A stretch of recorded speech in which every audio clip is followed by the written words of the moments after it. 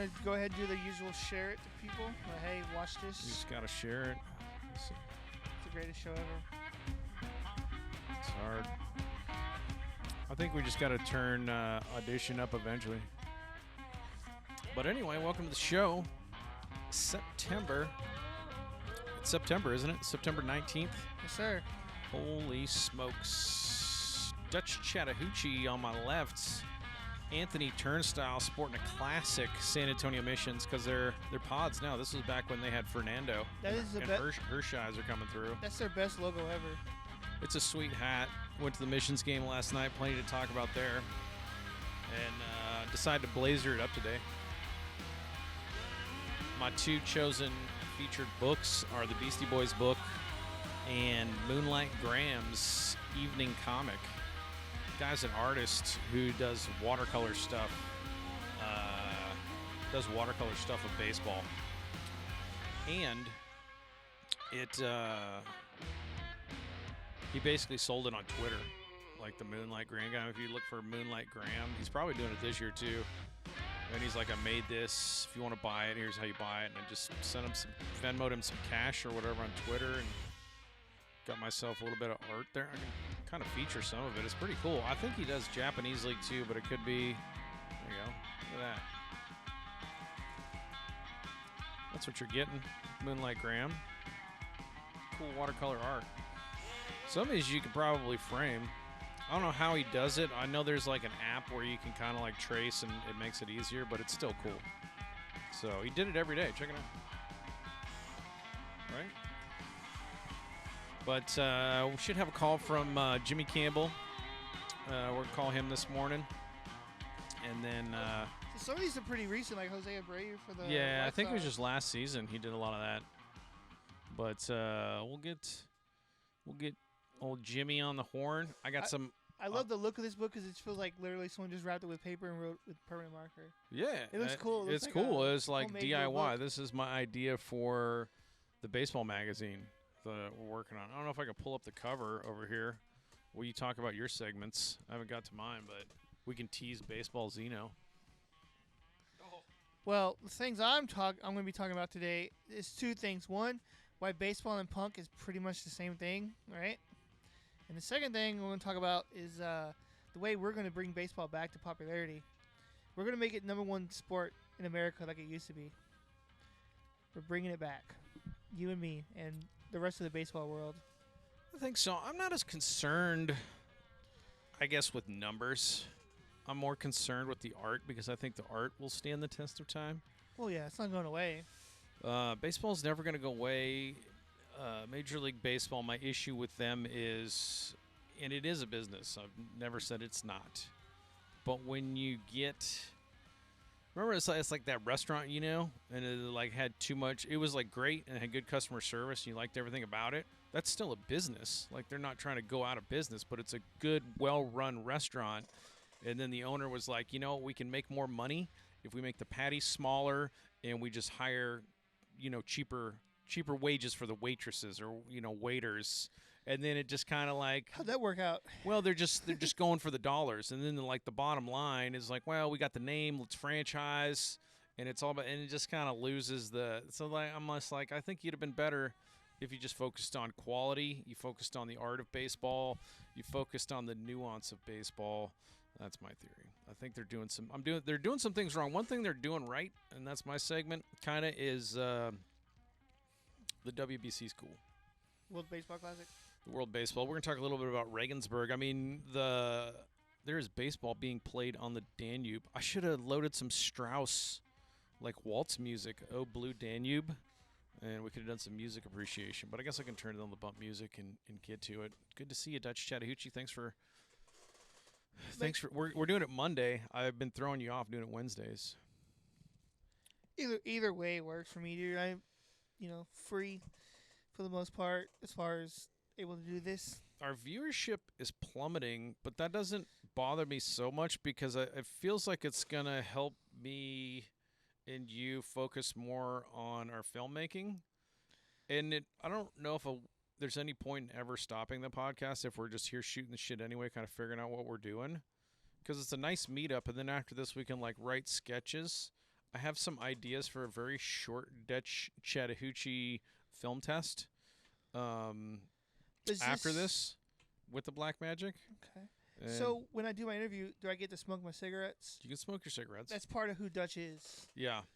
This is mainly because I have issue getting the raw footage out of the Black Magic into translated where I can edit it. I watched a video about that, and they say the file format, the raw file format in Blackmagic is sometimes hard to work with. It's something. You got to take it out of the Black Magic and then get it into its raw file. There's like a converter, but then you take it into DaVinci. Oh, the color and then color it. Yeah. I guess you get like a LUT for any people not doing film school. That colors it properly so it looks right. And you kind of tweak it in there.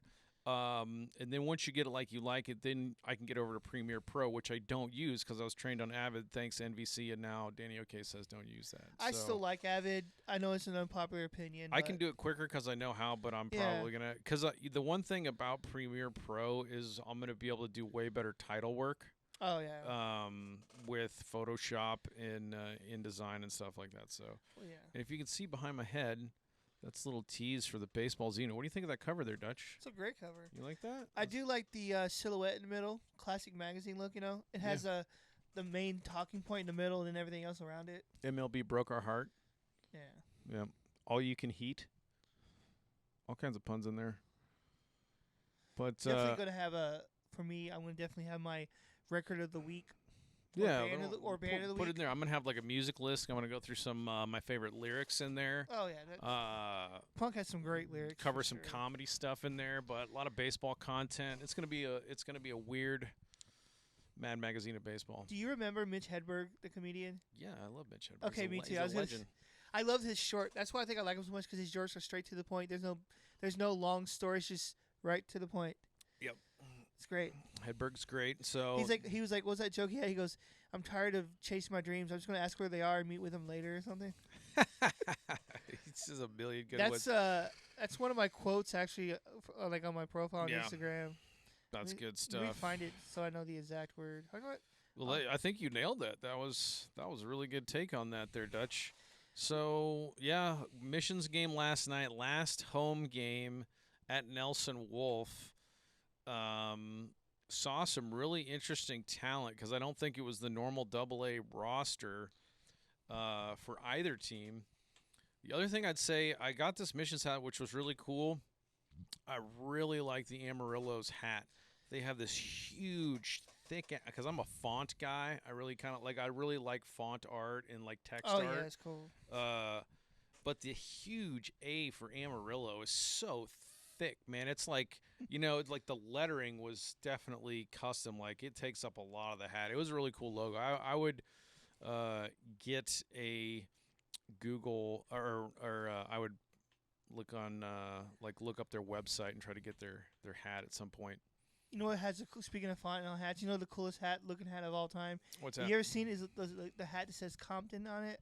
Yep. Oh, that looks so cool. That old Easy English font. E. Yeah, with that old Easy English E. font. But I'm not from Compton. I would never wear it. No. But that would be. I don't know if I could pull that off. I wouldn't wear it, but I'd get a similar hat that has like Dallas or Texas or something. Yeah. Something cool on it. That's why on my E hat I have an old English E. Yeah. I was like sick. the Nipsey Hussle guy from Crenshaw. Like I think you have to be maybe from those neighborhoods, but that's cool. Well, yeah, you're not gonna wear a hat from here. I'm from, it says Compton. I get a Northwood hat. Though my van did get broken into the other day last week, so I had that going for me. Oh yeah, you talking about that. Well, WBC, I got some minor league player profiles, and then I saw one of the best, because I'm a broadcast guy. I love the good broadcast. One of the best walk-off calls for the Quebec Capitales. Oh, that thing you posted on Twitter yesterday? Yeah, oh man, it was so much fun. We'll watch it again on the show, but it was the Frontier League Championship, I believe.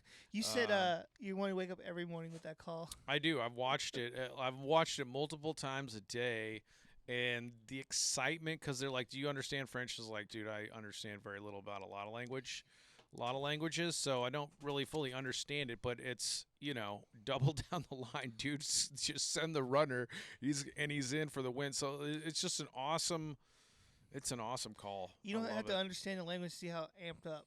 Yeah, is. it's just the the electricity is gist. the universal language. So check out the Quebec Capitals walk-off win. It was unreal call. So good. Barrage.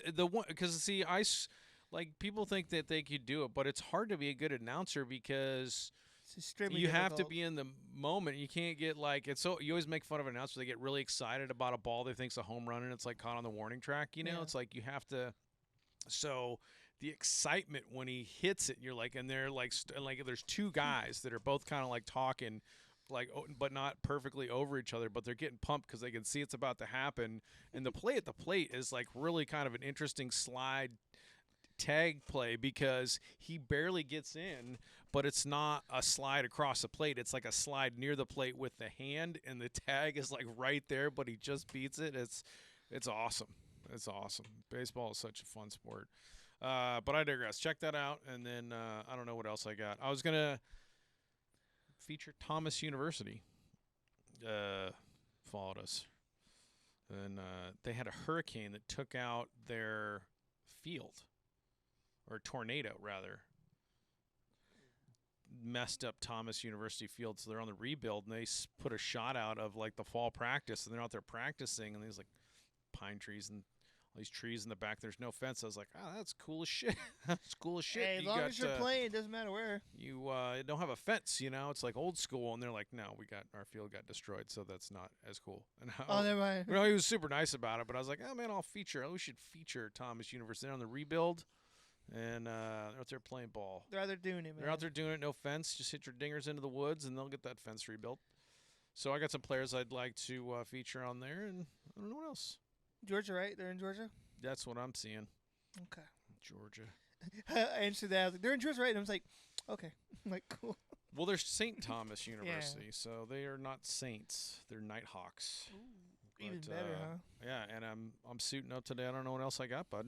But do you want me to bump music you into your? Yeah. I you got one picked? Yeah. Slide that up. Dutch Chattahoochee segment 1, folks. And then maybe we'll split the time with Jimmy Campbell. Here we go. All right, Best intro music of all time. That's a good intro right there. All right, let's do this, okay? All right. Let's you and I talk about why baseball and punk is pretty much the same Baseball. Well, there's a DIY aspect to it. Which is That's funny. one thing. Which is funny because that was my number one reason, pretty much. Well, number two reason actually. Yeah. But I'm gonna go ahead and turn this down just a little. Okay? All right. I'm gonna start kicking this off. I was having it playing like that, very low. Yeah.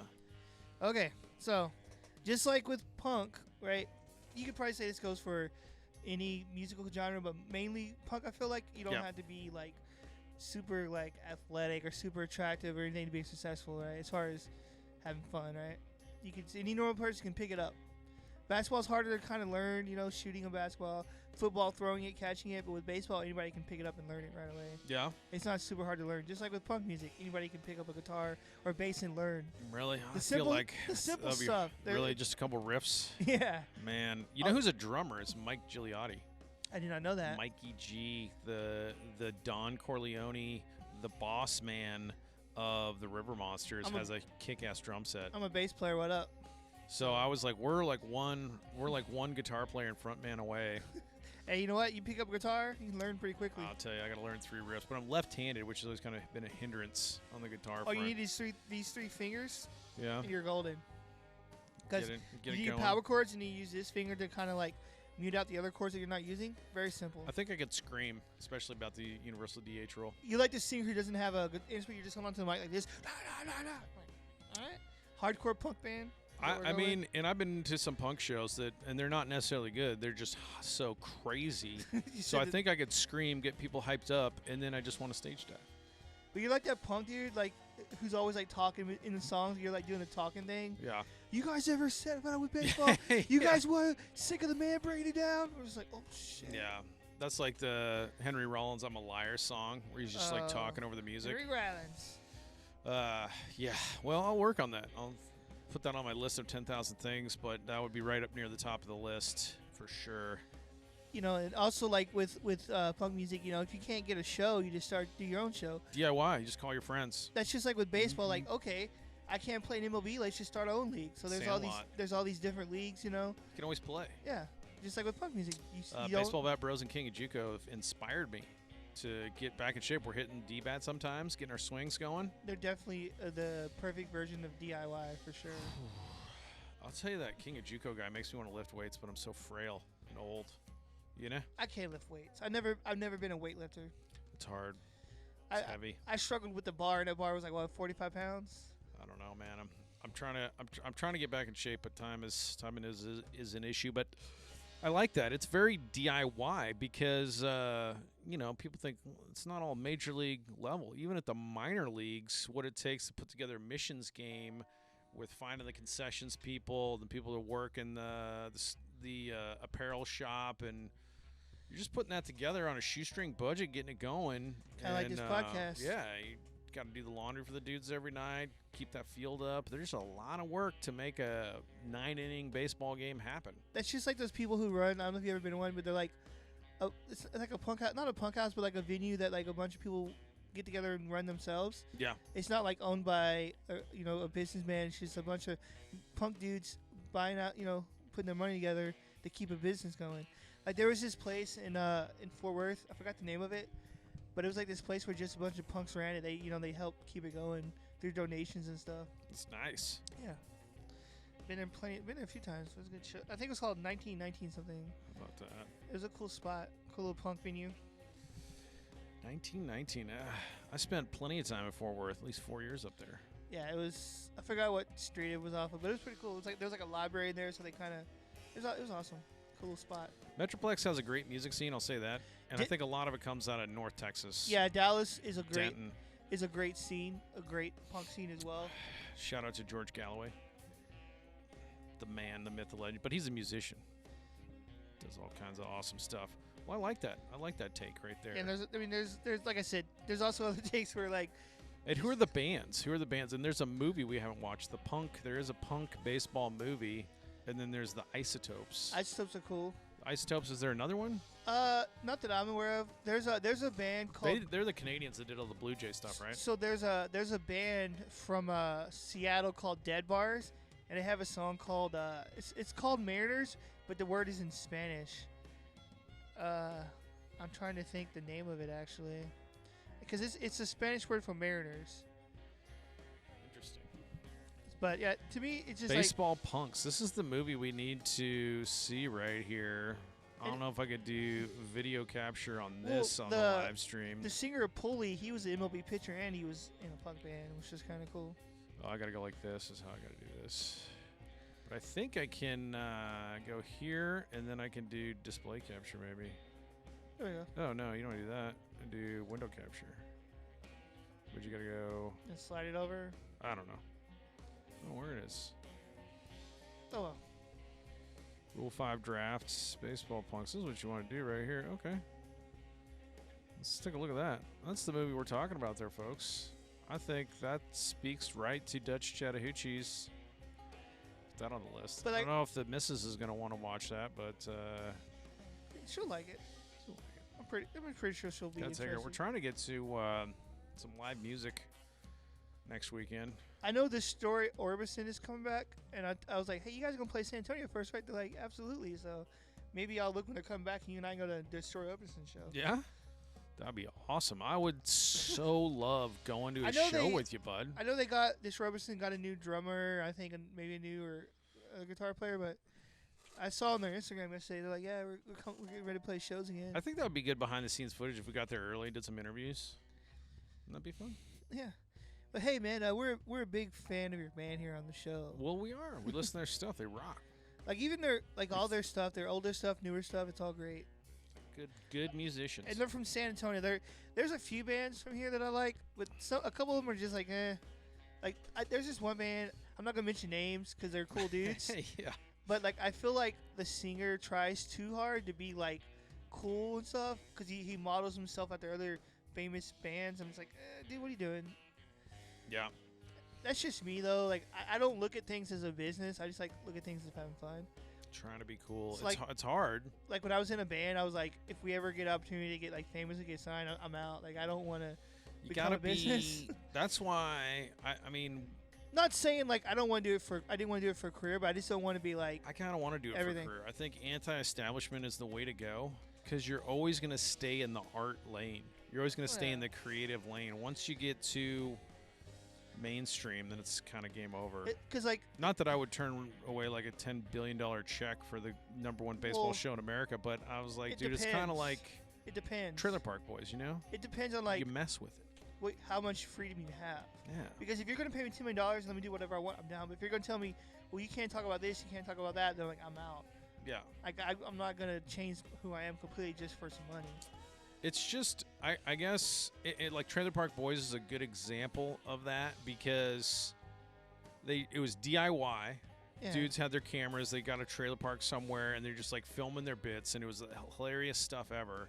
And I'm a hip hop guy, so I like J Rock. Well, I like all kinds of. Well, J Rock was great, but I mean, I like, especially early in a rapper's career. Usually, there will be the video that's in the neighborhood Oh yeah. where they grew up with their friends, yeah. and it's awesome. That's the best video. Where it's like 20 dudes behind Yeah, them and they're just like doing this whole like, thing. it's so good. Like, Yeah. like who is Mike Jones? Like Mike it's Jones. in the neighborhood or whatever. Like, it's so good. But then when you blow up, like instead of like Lil Wayne doing stuff down like in the Fifth Ward in New Orleans or whatever, now it's a studio and there's just like green screen or whatever, like choreographed dancers, and that's still cool. Don't get me wrong. Once you like get the helicopters and all the cool stuff in there, but I think you lose some I don't know, just the grit. So I think baseball grit is what we're going for. We should be in the streets covering stuff like the River Monsters and the Missions. And just like punk music, LMB. baseball and beer and punk go hand in hand. Buddy. They certainly do. They certainly do. Nice ice cold beer. Like you're at a show or you're at a game, you're drinking a beer. Both events are like knocking back a cold one. Speaking of drinking a beer, Yes. watched about 4 innings of Missions baseball last night, and I'm kind of like, it wasn't like it was the last home game. It was not packed at all. I think it was like all season ticket holders, and like half Well, of them showed up. You know, some people I've heard people like just people I've talked to randomly. They're like, well, if they would put a better product on, they feel like go. You know they're not in charge. That was awesome. It was good baseball. I love the Missions, but like they're also not in charge of who they get. No, they got there. It was good. It's a good baseball all the way around. But right about the 4th inning, about 6 dudes, 20-year-old guys showed up, hammered, totally hammered, coming in. They're like, "Go Missions, yeah!" And Go Missions, they come in and they get like 3rd row right behind the Sod Poodles dugout and go into just Heckletown. Oh They're my just God. they're just loud. They're the loudest dudes in the stadium by far. They're just heckling, and most of it's pretty funny. So, but they're tuned up, like they're totally It hammered. gets to the point where it's like, okay, like chill. Well, yeah, I mean, I guess when like the entire stadium isn't as drunk as those 6 people, and there's only like about 400 people in the stadium, so that it was like noticeable heckling. But whatever, everybody's kind of having a good time with it. But they're like. And when you're drunk, because, I mean, We've all been there. back in the good days, you think you're way funnier than you are. Absolutely. So, Yeah. so they're doing that. And it's like after 3 innings of it, it's getting pretty old. And I forget at one point, one of the, like, they're just like getting on specific dudes, like sitting on the top of the dugout with Amarillo Sod Poodles. And then one of the Sod Poodle dudes just like turns around, like mean mug, like hard face, goes, "Hey, shut it!"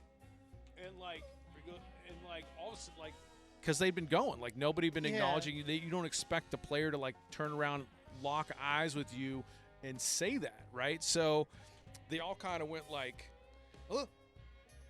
I'm just joking, man. And then the player goes, "Ha ha! I got you, dude! I got you!" Oh, And so he kind of like clowned him, like, "I called your bluff, like you're all acting tough," and then all of a sudden you're scared, and it kind of quieted him down. It was a pretty awesome move from that Amarillo player. I definitely was that guy when I would get drunk. I would just talk nonstop. So, I mean, just kind of ignore them, but they were definitely out of hand. They didn't get booted, but they were right on the borderline.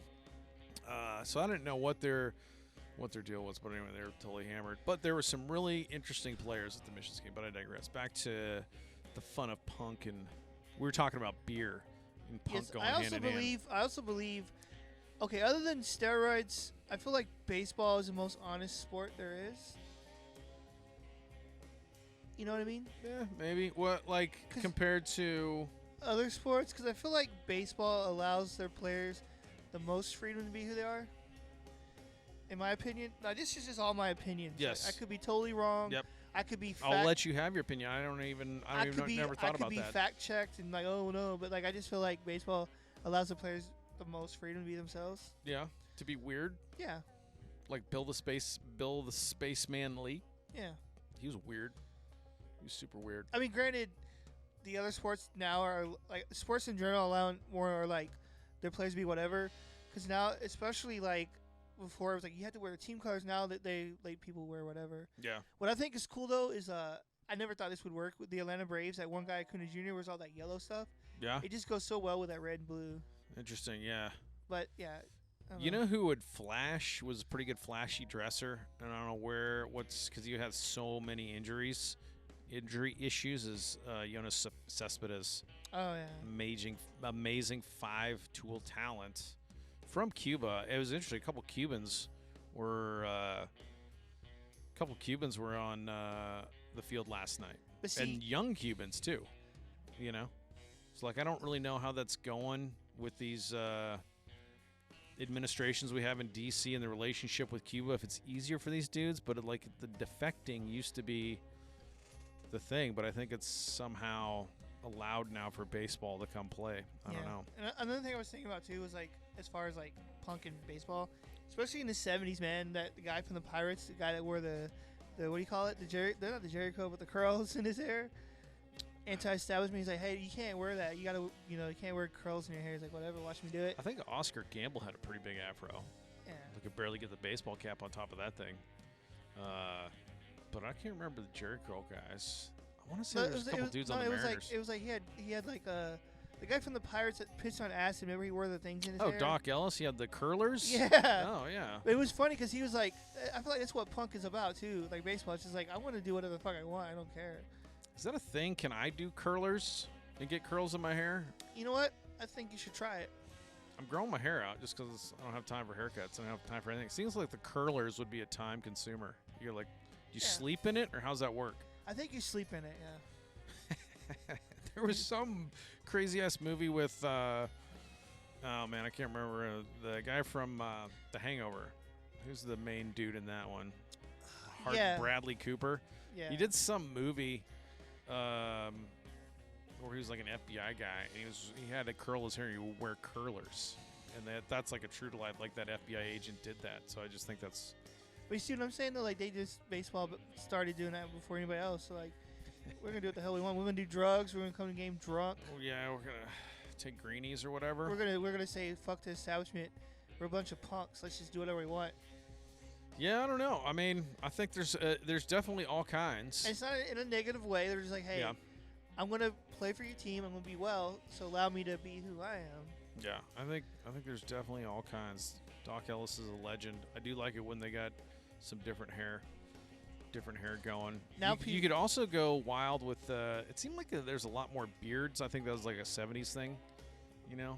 Oh yeah. I mean, I'm kind of doing it, and it's itchy, but I think I that's can't like grow for shit. But you know. And then like the mutton chops was kind of a thing. I like just the classic. That was the '70s mutton chops. The classic like cop stash. I think that's great. Cop stashes, Dickie Thon. Yeah, some of these look like a cop. I swear, I think I followed somebody on Twitter the other day. It was Thicky Dawn. Probably. And they were an Astros fan. Probably switched the letters. Yeah. The best Astros player they've ever had. Texas Rangers eliminated from playoffs. As I go off on my tangents, Rangers eliminated from playoffs, and I mentioned, I go, yeah, well, they're not as bad as I thought they were going to be. I think a lot of people picked them to be worse. And then Astros fans like to get on Rangers, but it doesn't feel like, I get that it's like an inter-Texas thing, but it doesn't feel authentic because we were never divisional rivals forever. Who, Rangers and Astros? Yeah, Rangers and Astros. I feel like people in Texas must have rooted for both. right? Like you liked the Rangers. You know, you're sitting there rooting for Gaylord Perry and Mickey Rivers or whatever, and then, you know, Ian Kinsler and him, like, and then you got whatever the Astros are doing over there. You kind of like, I think if you were in Texas, you probably rooted both, and then, you know, I've never rooted for the MLB offices are doing the crazy things that they're doing, and they're like, well, we'll just put them in the same division because, I guess, just because. So it's like when people like you want to hate the Astros, like I don't really hate the Astros. Like I like the Rangers. I mean, I like most of the AL West. Honestly, I got like 3 of 5 teams. You know, like I still like to see the Mariners do good, even though I believe their front office is smoking just as much crack as MLB. Mariners, like, I don't know, man. I love them, but just they always something about how they're ran. They're just cutting it a little bit short. I don't know. They like over the years, and I'm kind of like checked out on MLB anyway. But over the years, like they just did stuff that I was like, come on, man. Like, I mean, remember when they traded for Justin Smoke? Yeah, it's Smoke from the Blue Jays or to the Blue Jays. Like, how did it go? Smoke. He played for the Smoke Rangers. got traded to the Rangers from the Mariners, and then we traded him to the Blue Jays. I forget how that went. I think he started it with the Rangers, went to Seattle, and then after that, he had a sweet swing, but you're kind of like the hype was so big that he had to be like a 35 homer a year guy with that, and it just didn't materialize. But he's still an awesome hitter. I'm probably wrong here. Yeah. But didn't the Rangers trade him because they had too much talent and they didn't want him to go to waste or something? Yeah, it's weird. Here's another one. I want to say the Mariners had Adrian Beltre. I can't remember how he bounced from like the Dodgers, and then they gave him a huge contract in Seattle, like Seattle does, and then he wasn't that good for Seattle, and then the Rangers got him, and then he was just awesome. He was just awesome. He was so awesome. Beltre, yeah. Adrian Beltre was so great. He retired with them, right? I think he did. He was an awesome Ranger. So yeah, I don't know. The Mariners do stuff, but like not drafting Lincecum, total hometown guy, is like the type of stuff that where you just get tired of. So you're basically saying they should just took a chance regardless of how he turned out? Yeah, I mean, you just never know. I don't know. Like everybody about Lincecum worry about the wear and tear on his arm was kind of right, but that's not when you only have him you only have him for like 5 or 6 years. So if you're just like, well, he's going to blow it out, you had to see pretty early on that Lincecum was a freakazoid. Like, there's no possible way he could do what he did, yet he did it. So, I mean, I can Monday morning quarterback it all I want now because the dude's got 2 World Series rings, and the Giants are like, we don't care. I've watched him pitch. It's unhittable. Yeah. So let's just put him through the minors, bring him up to the show, and then he'll do what he does because you can't touch anything. I'd rather have someone who's good for a short term than someone for a long term that's not good. Yeah. Obviously. But what I'm saying is, like, I'd rather draft a guy – saying, okay, he's not going to be good for a long time, but for that short stretch, he's going to be balling. Because sometimes people want people to be good for, like, a long time. It's like, well, yes and no, I guess. And, like, this is what I'm saying with the Rangers and, like, Jack Leiter and Kumar Rocker and these first-round arms that you get like Lincecum, don't, like, look at AAA numbers, especially if you're not a good team like the Rangers, because there's like some dudes you get, you're like, well, look what he did in A-ball. He only hit 270 with 8 homers. He needs more at bats. Like that kind of overthinking on developmental. Like, no, dude, first rounders are pretty much ready. Like you don't care. Yeah. You don't care if Leiter is 3-3. He's on your line. He's in your starting lineup next year, and then you figure out if he's going to go be a 20-game winner in Major League. You let him develop at the Major League level. You don't like act like, oh, well, I'm not sure if he's got the right numbers at AA or AAA. No, you get him seasoned, you get him into the organization, you get him some work, and you get him where you like him. But like Rocker and Leiter need to be in the rotation at the Major League level at some point next year. It's like this in the minors. Those are the ingredients. You're making your pizza. Yeah. And then you put them in, and then when you get to the majors, that's where they cook. Like, they're prepared already to go. So like you could take a Lincecum and like use up innings and arm strength and whatever, and like, wow, he needs another year at AAA. Like, dude, you're dumb. They didn't do that. He did like 4 games in the minors, and then he was in San Francisco.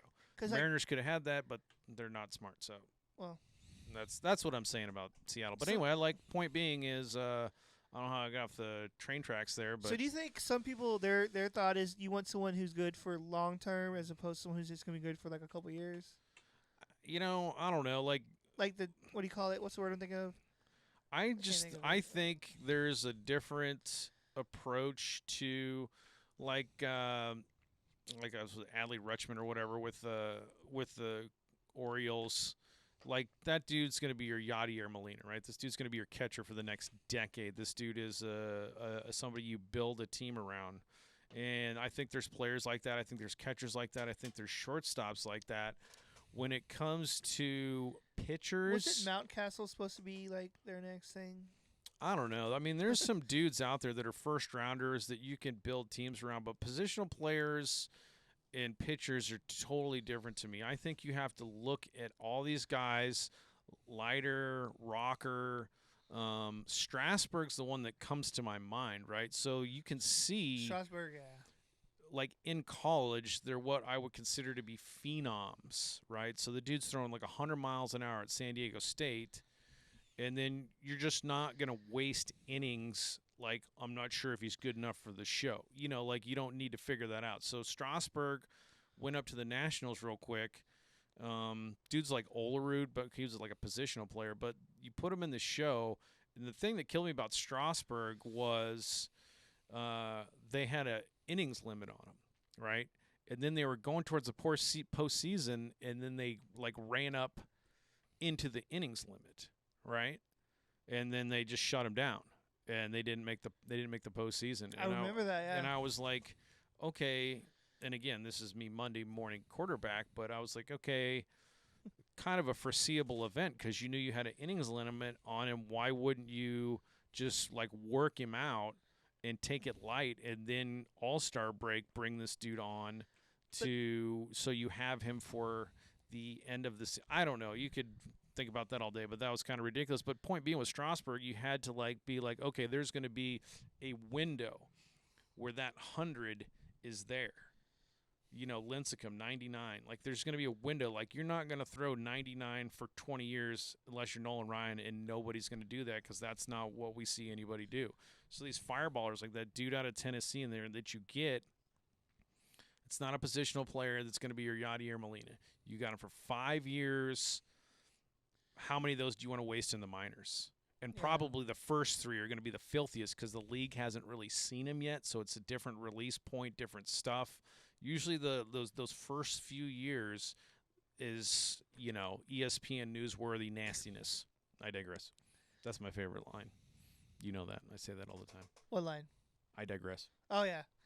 But, yeah. No, I agree with you. It's like they're clearly studs. Why do you have to hold them back in the minors? I mean, if you are the Astros or whatever and you got like Verlander and you're winning the division and you have a set lineup, it makes sense to like work your way in. If you're 500 or lower, you don't need to figure it out. You need help. And you don't need to have this dude you don't need to have this guy proving himself, wasting arm up doing 2 years in AAA. Like, why'd you draft him in the first round if you're trying to figure it out now? Yeah. So unless it's like a rehab thing, you got to get those arms up, and so that's why people were like dumping on the Rangers or whatever. I'm like, all right, well, we got Rocker, we got Leiter, and we're better than I thought we were gonna be. You talk about that whole why you keep the minors like every day. I swear. The what? You talk about that whole thing of like every day that I talk to you, like why are they keeping the minors? Like that's a big thing for you. Yeah, I don't know. Like, I don't talk like a whole bunch, but every once in a while you'll see it, and I just don't understand why, especially with certain teams. But anyway. Well. That's why some of these teams, I guess, in your opinion, are still at the bottom because they don't know how to handle their prospects, right? I guess. I think I would have maybe. I mean, there's still a few games left. Maybe Leiter will be. Is he up yet? I don't know. You got Josh Young up for the Rangers. Stuff like that. We need to run a team here in San Antonio, an independent team. Oh man. We'll run that thing to the championship. Well, we'll definitely help get involved with the old. River Monsters, the River Monsters there. All right, buddy, sorry.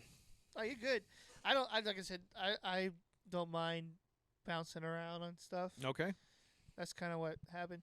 So okay. So now we should talk about in our opinion, why we think popularity of baseball has gone down as far as like being the top sport in America, and like what we can do to bring it back to like the top sport, or bring it up more. Not necessarily bring it back to number one spot, but make it more popular.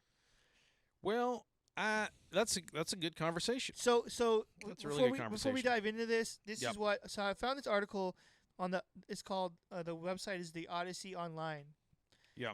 So they're in their opinion, these were the first five reasons, Yeah. the five main reasons. They said one, games take too long. Two, baseball fan base isn't diverse. No true icon. Too many games in a season, and ticket prices. That was their five reasons as to why baseball is not as popular as it once was. So, and Do this you is, agree? Disagree? What's your take on that? I mean, I kind of agree, but it's also like, I don't know how to say this for baseball. Baseball's like really has not descended in popularity in my mind from like the 30s and 40s when it was like the main sport. It's that every other sport saw the business model and was like, oh, sports can be a business.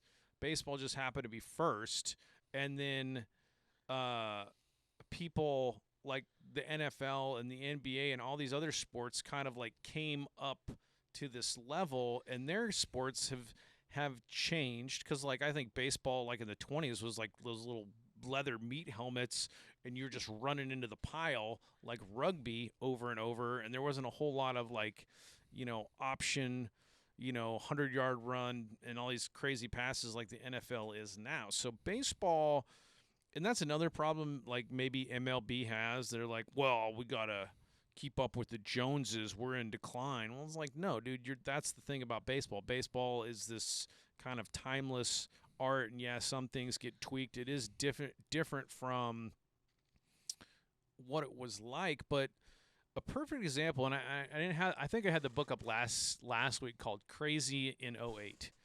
So 1908. That's over 100 years ago. It seems. Yeah. It seems crazy, and dudes weren't hitting like 50 homers a year. But if you go back and look at some like even like 20s, like old timey numbers, because there was like, well, Babe Ruth was the first guy to hit a whole bunch of homers. Well, yeah, kind of, but there were dudes that had like 20, 30 home run seasons. Like like home runs weren't like an unheard of thing, and where you played the players positionally in the fastball and the curveball and hitting into a double play. And if I give the answer, I think it's Caitlin Johnson, but let me get the reference right for the author, Kate Murphy. I'm sorry, Kate Murphy makes the point is like if you were a baseball fan today and you went back to 1908 and watched a baseball game, it would not be. It wouldn't be this like weird foreign game that's like, well, that's how they played it. It would look like really almost exactly the same or similar. The gloves would be different, but dude's hitting into a double play and trying to turn a sweet double play and ripping a double in the gap, and the pitcher's trying to like fool the pitcher, the batters with speed change. It was a baseball game. Now, if you went back in time and tried to watch a football game from today to then, it looks completely different. Yeah. Completely different. It's just dudes running into a mud pile, no passes, none of The that. same with basketball. Basketball dudes are like Yeah. like bouncing around trying to shoot it into a basket, like very different. But baseball has kind of been baseball for so long. You throw the ball, you hit it, and you catch it. So like the decline of the sport isn't so much that as it was just the sport that got businessified first. People realized how popular it was, and they started selling tickets, and it kind of became the national pastime. And also it helps media coverage, right? Because there's like prize fighters like Joe Louis, and that was always a big draw. That was in the sports pages. And then your local baseball team, right? Yeah. So everybody was playing baseball. Sandlot baseball was certainly more popular, probably more accessible. More people knew about it because of the media. And then it just kind of like there were other sports that people liked to play. I mean, Jackie Robinson was like played all kinds of different sports at UCLA. So all these sports were around and people were playing them. But baseball was like the first one where you were like maybe getting that contract and in the newspapers for it, and the other sports just weren't there. So baseball not being on top, I don't think baseball really has to worry about that. The NFL isn't going to get taken down a peg. You're not going to make less people like turn off the NFL and be like, let me watch a baseball game. This doggone NFL is getting pretty boring now. The only thing I agree with on this list is the ticket prices. I do feel like they're kind of high. Yeah. But again, it's a business, so like I understand they have to like recoup their losses, I guess. But like other than that, I don't agree with the whole games are too long or games aren't too long. The game is fine. They got to stop monkeying with it. In fact, they need to go back a few years before the pandemic and just leave it there. I do disagree with the fact that they said baseball isn't diverse. It's very diverse, I feel. I think it's pretty diverse. You get like, you get Americans, you get Canadians, you get people from Cuba, what do you call it? Dominican Republic, Chile. Yeah. You get places from all over the place. The Americas like certainly play tons of baseball. There's a lot of Asian all the way up to Canada. There's a lot of Asian players that come over. Like Japan, Korea. So when this article was from 2019, but still it's like not diverse. Europe? I don't Europeans understand. are playing. I was watching some dude trying to get recruited from Uganda. It's making its way into Africa. So like when I know this article is like 3 years old, but still, I was like I was like, what do you mean not diverse? Pakistan is going to be at the WBC regional in Panama, which I'm going to talk about in my segment. And they were saying it's mainly a old white person sport. I'm like, where are you getting your facts from? That's not true. I mean, I'm old and white, and I like it, so that's kind of true. But I think it is what it is. Don't try to. That's where you f up when you try to hip it up. Yeah. Let me make it something because I'm trying to sell it to the kids. I was like, no. See, that's what they're doing now. They're trying to make it to a younger people's sport. Let it come to you. I mean, that's cool. These dudes want to do their little, pimp step around third, and rip their jerseys open. I can't stop them from doing that. That's cool, but though, that's cool. That doesn't mean that pitcher's not going to be pissed and try to earhole you, and that's part of the game. So, like, you can't stop people. This home run talk people are talking about, people are getting too uptight about it. I don't know. I don't know what to tell you. People are going to pimp homers. Ricky did it, and he was awesome. That's maybe the issue I have with the pimping homers is I was like, dude, you're trying to look at me too hard when you're never going to pimp it as good as Ricky, and that's I have zero problem with somebody doing that. Like, if you hit a home run, do the hell you want. You hit a home run. I guess do what you want, but I guess it's like, whatever. There's like Prince, how he was kind of like as a rock star. He was really Prince had Prince's style, and it was like, whoa, that dude's crazy. And then if somebody came out right now and tried to be Prince, you'd be like, sorry, dude, Prince kind of already nailed that, and you're looking like you're trying too hard, and that's what a lot of pimped home runs right now look like. They're like trying too hard. They're like flipping their bats. They're tearing jerseys. They're doing all this stuff. I was like, dude, when Jeffrey Leonard did one flap down, that was pimp daddy stuff. When Ricky pops his jersey, like, I don't see anybody doing a jersey pop. I was like, that'd be sweet. Do you remember, like, I think it was like 4 years ago, something like that? Is that pitcher from Cincinnati? he was like, I forgot who they were playing, but he struck the inning out. He's like, yeah, fuck you, this and that. Yeah. And the next inning they rocked him, dude. Yeah. But that's what he was like. I'm like, dude, you pitched one inning and you got these guys out. Like, calm down. Like, why you're the best pitcher ever? You know what it kind of reminds me of is, remember about, I don't know, this was like Ocho Cinco days, when like kind of like Ocho Cinco and Terrell Owens, when people were getting all butt hurt about touchdown celebrations. Oh yeah, Randy Moss. Remember when Randy Moss mooned the thing? Well, Moss would do the, I don't know, like the Predator being born thing. I don't know what he was doing, but he did the moon thing too. I think it was in Green Bay or Minnesota. He would pull down his pants like he was mooning the crowd. But if you want to pimp your homers, that's fine. But we're grading you. Like, some of you just look like your children and you're trying too hard. You're like a 13-year-old who hit your first homer, and then other dudes are doing it like, because people didn't like Terrell Owens, but he had some pretty creative touchdown dances. The Sharpie too. Was it him that had the Sharpie? He had the Sharpie, but he did like this mime thing one time where he's like, fake pulling on a rope, like he went to mime class, which was hilarious. You know what I thought was his greatest celebration was when we went to the Star in Dallas and stood on the Star. Oh, well, he got blown out on that one. I thought it was awesome though. You know what I liked was I forget who it was. I think it was Marcellus Bennett or whatever. He was like a tight end. The Icky Shuffle, man. The Icky Shuffle, that and then was great. But Bennett was like the tight end for the Cowboys, but he was behind Witten the whole time. And then he finally got traded to the Giants with Eli, and he definitely got probably more reps and receptions, but he scored because Eli always killed the Cowboys, but they were like in the Death Star and they score a touchdown, and then Bennett was like, yep, does this little spike, and he does like a little shimmy shake with his shoulder like right at the fans. I was like, that's awesome. You know what was cool? What was his name from the Giants that did the salsa dance? That would always do the salsa dance when he would score. Oh, Cruz? Was it Cruz or I can't remember? I can't remember. Or his was last name. it Beckham? It wasn't Beckham. No, No, it was the other guy. know. It might have been Cruz. I can't remember his last name. He always did a little salsa dance and he would score. Yeah, I feel like Ocho Cinco did the salsa dance. I'd like to look into Ocho Cinco's financial guy because I think a lot of dudes blow their money, but I think that dude did not. I don't know why I think Probably that. not. I think I saw some in the news. You Anyway, know who could still play though? Terrell Owens, dude. He could easily go out there and still play some receiver. probably.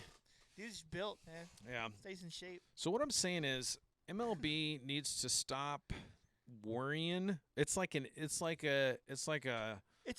hot girl that's real insecure. You're like, dude, you're fine. You're fine. Just chill. Well, okay? it's kind of like, well, this person's more popular than me. I want to be popular too. It's like you are You're just popular. like, you're dude, just you're not as fine. popular.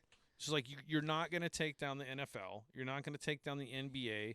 The NHL is awesome. These sports are fun to watch. They're never not going to be fun to watch unless the NFL keeps doing stupid stuff like you're doing because they're trying to, right? They're trying to come up with stupid rules. So if you can stop stupid ruling yourself and embrace the beauty of your own product and promote that, Right. you'll get people. But you look like a clown show every year with your new rules. You look like a clown show with a lot of your umpires. Speaking of clown show, Yeah. remember that Bryce Harper thing? He's like, that's a clown question. Yeah. When the reporter asked him some question. Yeah. He's like, that's Asked a him if he's clown going to drink in Canada because the drinking age was like 18. That's And a that is a clown clown question. And probably the answer was yes. So it's like I'm He's like, what do you think? 19 and I am going to have a Molson tonight. what But do you that's a think? clown question, so That's what I was saying. What do you think? What do you think? clown question, bro. And that's the right yeah, answer that's from one of the greatest like things ever. Bryce Harper. And, Oh. and Michael Young, because like Bryce Harper was like people were trying to poop on him because he like did some like clap back in Double-A baseball hitting a homer, and everybody wanted to jump on him. And then Michael Young of the Texas Rangers was like getting interviewed. They're like, well, what do you think about all this stuff Bryce Harper's doing? Because he's like 19. And he goes, man, I think people need to pump their brakes or something. Yeah. And just like what I see is a 19-year-old playing baseball and trying to play baseball hard. So don't worry about it. Yeah. So I like Harper. Another side thing that's not like a story thing. There's this. Speaking of like, since we're talking about reporters asking stupid questions. Yep. There's you know Kevin. I'm full of stupid questions. I've done post game. You know Kevin Durant, the baseball player or basketball player. Oh yeah. So there was this like it was a legit question. The reporter's like, "Hey, why do they call you? Why do they call you KD?" He's like, "Well, my first name's Kevin and my last name's Durant." So I don't know. That's, Why Dumb, do they- he's dumb like- reporters. he was like- he We're legit- underground he- journalists. So. He legit asked him like, "Why do they call you KD?" He's like, "Well, my name's Kevin Durant." So I don't know. There's so much to talk about with baseball, but yeah, baseball needs to stop worrying. Baseball needs to stop effing around. They need to bring back they're like number 3. the National brother. League. Well, they're going to be what they're going to be. Like, but you're not number 3 because the Like I don't know what order they're in, but I mean, so here's one thing that's kind of like when you think about like scheduling, you look at the big picture of like the sports competing with each other. So MLB, like how much are you competing with the NFL, right? Because they don't go at the same times of the year, right? There's very little overlap. And then MLB figures out how to do their playoff schedule because they're not trying to schedule playoff games on top of huge NFL games because they want viewers. Like they're intentionally avoiding each other because they want the most eyeballs. So, and the NBA and NHL, like I think their playoffs kind of occur at the same time. So like you can only deconflict so much during the year, but it's the same thing with like colleges. Like you have these, or high school, you have like, I got this awesome athlete, but he plays hoops in the fall.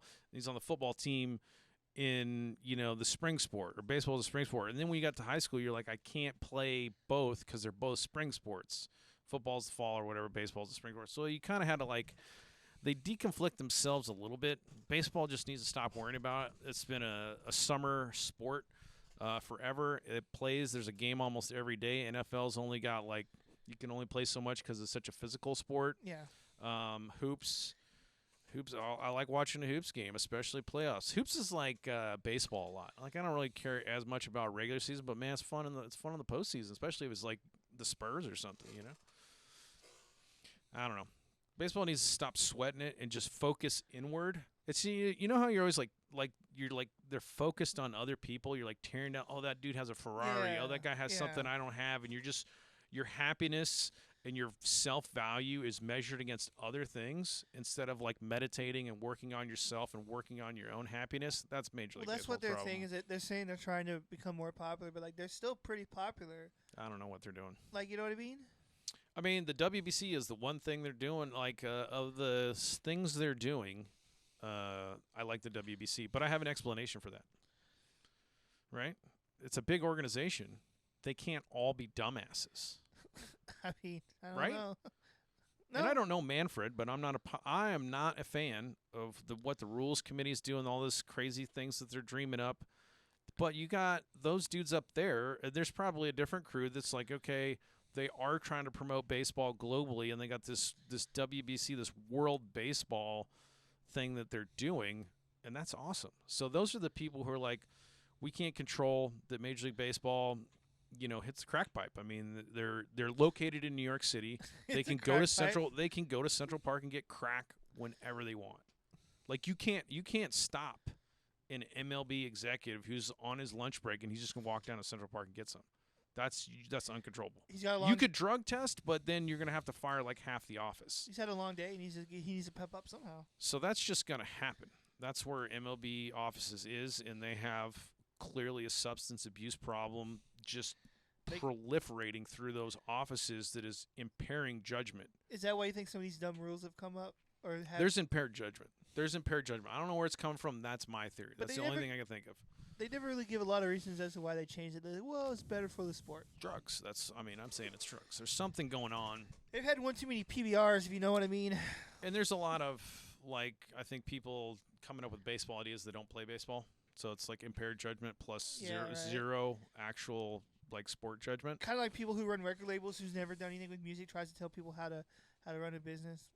For example, if Nakatomi put me in charge of one of his steel plants, I'd be like, I got a good idea on making these girders. Do you though? Is that a good idea? idea? Exactly. They'd be like, I'm not. What do you know about making steel girders? I was like, I think we need to make them longer. That's one thing. Like, but why? They just need to be so you can hold up taller bridges. That's all you got to say. Just because I want the steel girders longer, and they're like, how long have you been in the steel game? It's like, Nakatomi started me yesterday. So that's kind of what's going on. That's like me going to be a lawyer. Hey, this is how you should be a lawyer. These are the set of rules that you should follow. Nope, you don't have to follow those. Just dream it up. But that's what. But anyway, so you got the people doing crack in New York, and then you got some WBC guys who love the sport, and they're like, we're just going to take this within the constraints of our insane overlords and still try to promote baseball globally. I still love MLB, even though some of the rules are making it stupid. It's like one of those friends where you're like, I disagree with 75% of the shit you're saying, but you're still my friend. I'm eating a donut right now. If that makes sense. That's the way MLB is, how I look at MLB. I disagree with half the shit you say, but you're still my friend. So I'm still here to hang out with you and still here to talk and have a good time. Yeah, MLB at the major league level. Oh, those are so good, by the way. They are so good. Major League Baseball at the highest level has lost me. And I still follow it because I was just talking Rangers and all this stuff. So I still follow it. I go to minor league games. I'm always going to – you can't get away from it if you love baseball. Yeah. But I just don't care about a whole lot of things anymore. It's one big American league. And the universal DH is stinky. But if you're going to have, it is kind of weird. France play Great Britain in baseball and flipping Regensburg, Germany, and Bruce Bochy is the French manager, then freaking heck yeah, I'm going to watch that ball game. That's awesome. There's so many awesome things about that. I don't even know where to begin. And a lot of them are minor leaguers from different areas that you would never normally see, and they're trying to get their team to get to the actual WBC, which is going to happen in Japan, which is doubly awesome.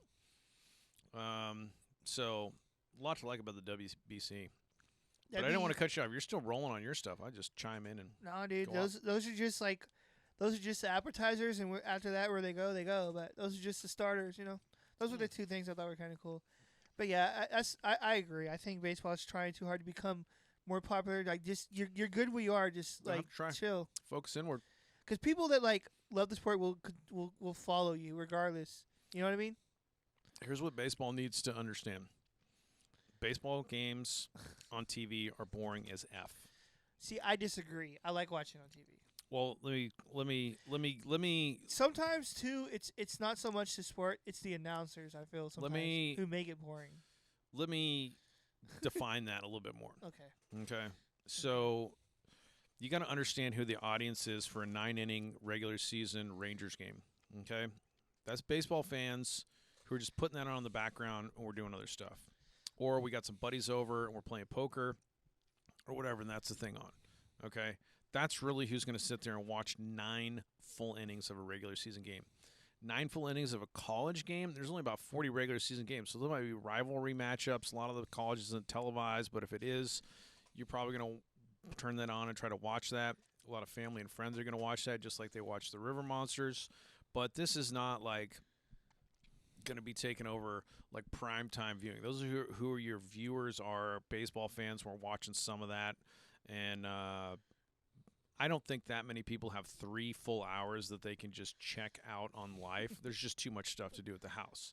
Yeah. Now, when you want to talk about postseason, totally different product, okay? The implications going into the end of the season of trying to play in pennant races, those games, I can watch every pitch of those games, or darn near every pitch of those games. And then we start getting into divisionals and stuff.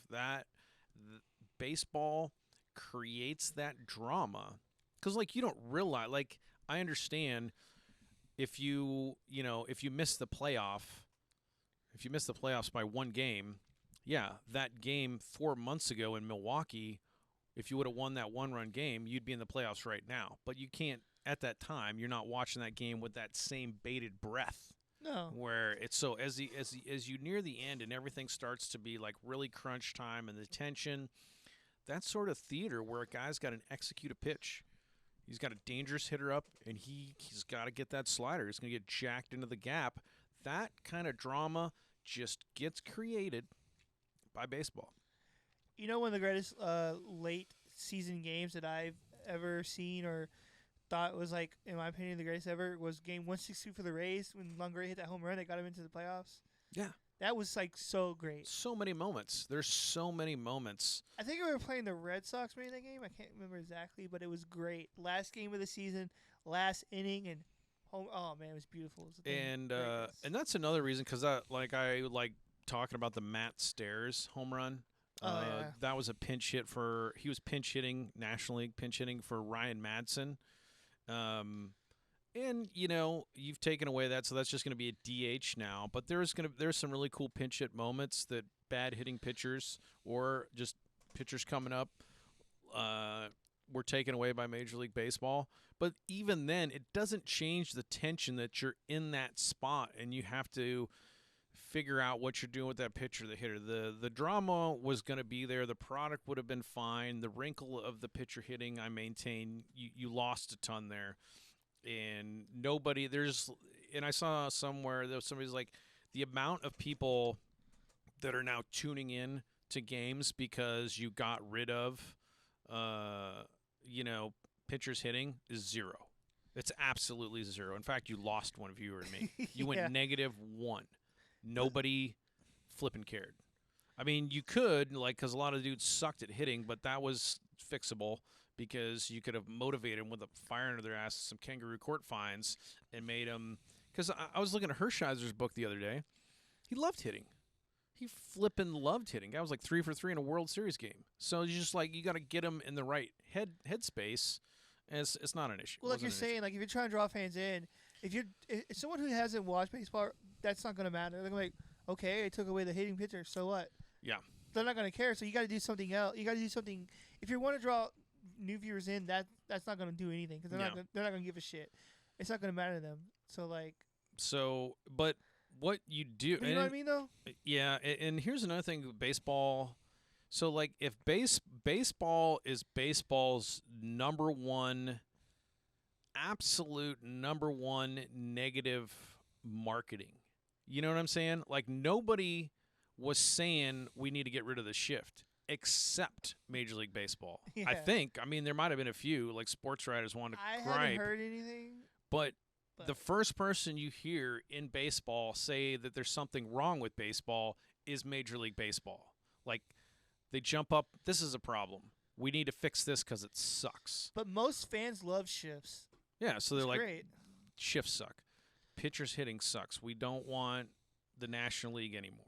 We don't, we don't like how long it takes. The games are too slow. Like, all these negative things, or the first one you hear is Major League Baseball. We need to fix us because, and when you say that, whether you're saying it or not, you're implying that you think it sucks. But in the baseball community, you never heard any of those. Nobody problems. was like, we're just kind of like, they never came whatever. up ever. So I don't know how you do that, but I think with baseball, you can make rule changes. You can make bigger bases. You can do little things, but baseball is a traditional sport, and you need to do it delicately. You need to do it smoothly, and you need to do it very finely. Like you're adjusting some sort of like long angle focus lens, like just a little bit, just a little bit off the edge. Okay, you're like touching up the Mona Lisa here. Okay, you don't need to put blonde hair on the Mona Lisa. Okay, it's just maintenance. That's Turnstile's take on it. Pretty soon, MLB's gonna be okay. Let's run like the Yankees. Everybody got to be clean shaven, no facial hair. No, I mean they're their number one critic. They're their number one, like. Basically, in the world of talking about baseball, they're the most negative. Like, I want them to talk to us like a human being and not from a business standpoint. Yeah, explain the changes. Go. You know what I mean? Yeah, I guess Major League Baseball, what I would say is the most negative input on baseball you'll hear is from them. So that's what I don't understand. But yeah. I digress. World Baseball Classic. Let me get into some World Baseball Classic. And there's a game on in about an hour. Oh shit! And you said it takes place where this year? It's in Germany. Well, there's regionals. Okay. So you got Germany right now, and then Panama is up next. I think Panama starts in a few days, so I have to find a flight down there. Last year there was a game on. I watched some of it. It was like South Korea, and they were playing somebody or something. It was pretty cool. Yeah. So. Dude, Asian countries, they ball at baseball. They do. They're really good. So you got Germany playing. If I can take a look at this here. There's a rain out.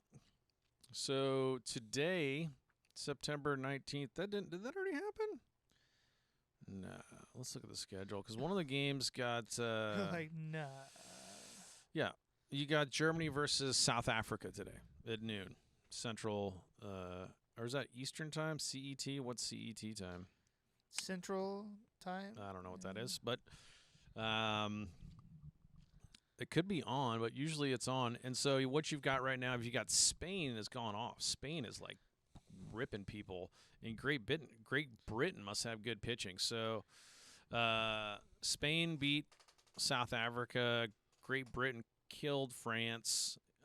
And then the Spanish team beat the Czech Republic, went in full on into the winner's bracket. Great Britain beat Germany, winner's bracket. Loser's bracket, France eliminated by the Czech Republic, and then you got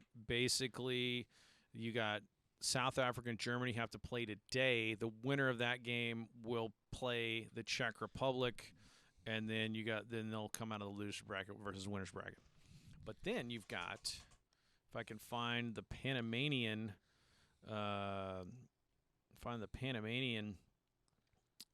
which is coming up. You got the qualifiers schedule, Panama. So here's the Panama. This is coming up at the end of September. So September 30th, New Zealand, Brazil. Pakistan versus Argentina, and then Nicaragua and Panama are already like into the next bracket. So I guess it's just 6 teams. But I think that's cool that Pakistan is playing into the qualifier. And I don't know who's already in. I guess you could already go to here because there may have been the tournaments in Japan. I think you already have like teams that are already in Pool B. Australia, Korea, China, Japan is Pool B. Let me see if I can find the other pool. But then you'll have like USA, Canada, and all the rest of that. But they play those games next year, huh? It must be Pool A. Yeah, so this is all looks like. And this is kind of like after the season, right? So this is like November, December of 20. Oh, I'm sorry. No, this is like March. Yeah. January, February, March. They do this is March the of day next and year. The month, Yeah. So WBC is doing some cool stuff. There's a guy playing for New England. His name was Harrison Ford. Look at that. And he was young, right? So they had to have known. Like, you're naming him after Indiana Jones. It was not an accident. Harrison Ford Baseball. And I forget which organization he was in. But that's just like if your last name's Connor, you better be called John Connor or something. Yeah, I mean, but like Harrison Ford is more Harry Ford. I would think he's in the minors for the Mariners, but he's on Great Britain. All right, here's what I know everybody's wondering. You're like, how do I get to play for some country that's not America, right? Because maybe, I don't know. I'm not saying Pakistan's good or bad at baseball, but I have no chance, right, to play for America. There's some college dudes. Like Harrison Ford probably wasn't going to make the USA team, but he's on Great Britain's team. Eligibility. The player is a citizen of the nation, obviously. Second, the player is qualified for citizenship to hold a passport, but he doesn't have it yet. Then the WBC can say, you know what, you would normally be found a citizen of this country, so you can play for that team. Okay. You're a legal permanent resident, LPR, as they call it in immigration law. So you can be from another country, but as long as you have citizenship some way from them, you can play for them. Yeah. Right? Okay. But check it out. It gets even more extended. The player was born in the nation. So that's kind of how, like, Bruce Lee is U.S. citizenship because he was born in San Francisco. Yeah. That sort of thing. So if you're born abroad, you're going to have that. I think Germany got a number of players like that because they'll have these American servicemen will have kids while they're stationed in Germany. A player has one parent who is, or if deceased, was a citizen. So you totally get it. You could have, they were once a citizen. They moved from whatever, the Netherlands, came to the States. You can play for the Netherlands. So you get the extension to the parents, and then you get to pick what country you play for. And they're like, they weren't even a citizen. You can double up on the Bruce Lee thing. The player has a parent who was born in the territory. So maybe your mom wasn't even an Italian citizen, but she was born there or something. Then you can get the Italian team. My question is this: would say you, Mr. Turnstile, was obviously a U.S. citizen, but you could play for Canada. Would you play for the U.S. or would you play for another country? Well, if you had the choice, I guess you'd play for the one. But like, I think a lot of these guys, they're like, you're in the minor league system for the Mariners at A-ball. You're not going to play for the Team USA. So like, hey, do you want to play for Great Britain? And I think the WBC is so much fun that I totally understand why these guys would represent these other because now countries. they have a chance to showcase their skills because they're the best. Well, in the United States, they're not like the best player, but in their country where they're from, they are. And I would assume that's like encouraged. Well, like in the WBC, because like one of the guys, I think it's Bruce Maxwell. So we went down to the Arcereros game when the LMB was in town, and he's playing for Germany, right? And I'd have to look up where he was born or what his connection is, but he's playing for the German team. And I would think if you're the WBC, you'd be like, look, you could play for the U.S., but you could also play for Germany, and maybe you'll get more playing time. But you're also helping promote the sport globally, because now Germany's got a good, and the Germans like the, competitive team. We got a good catcher that can hit homers and stuff like that, Bruce Maxwell. So I think it's probably encouraged if you have some baseball chops in the national team. I mean, how cool is that Bruce Bochy is the manager for the French team? That's This awesome. guy's got 3 World Series ring, and he's over there, I think that's probably super cool for all those minor leaguers and different players on the French team. It's like, dude, this guy with all this baseball experience and this huge head giving us baseball knowledge. Bruce Bochy has like a size 8.5 hat or something. We're gonna be so prepared for this. This is legendary stuff. So I'm really enjoying the WBC. Tune in, turn off our podcast, know people that are watching, and check out the WBC today. And it might be time before I get into some I do want to show you one thing on the WBC, and I'm going to have to do the screen share right here. So let me go to this. Okay, so here's this guy. Let me go. So who's this guy? No. This is a crazy Mr. Nakatomi reference. So I'm going to go like this. Okay, so there's this video, and you can't really hear it. I guess I can play it here. This guy's like talking. This guy's talking WBC, but okay,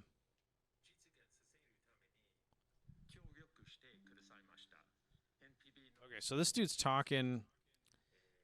This guy's talking. Let me mute that. Oh, you can hear it on the pocket stream.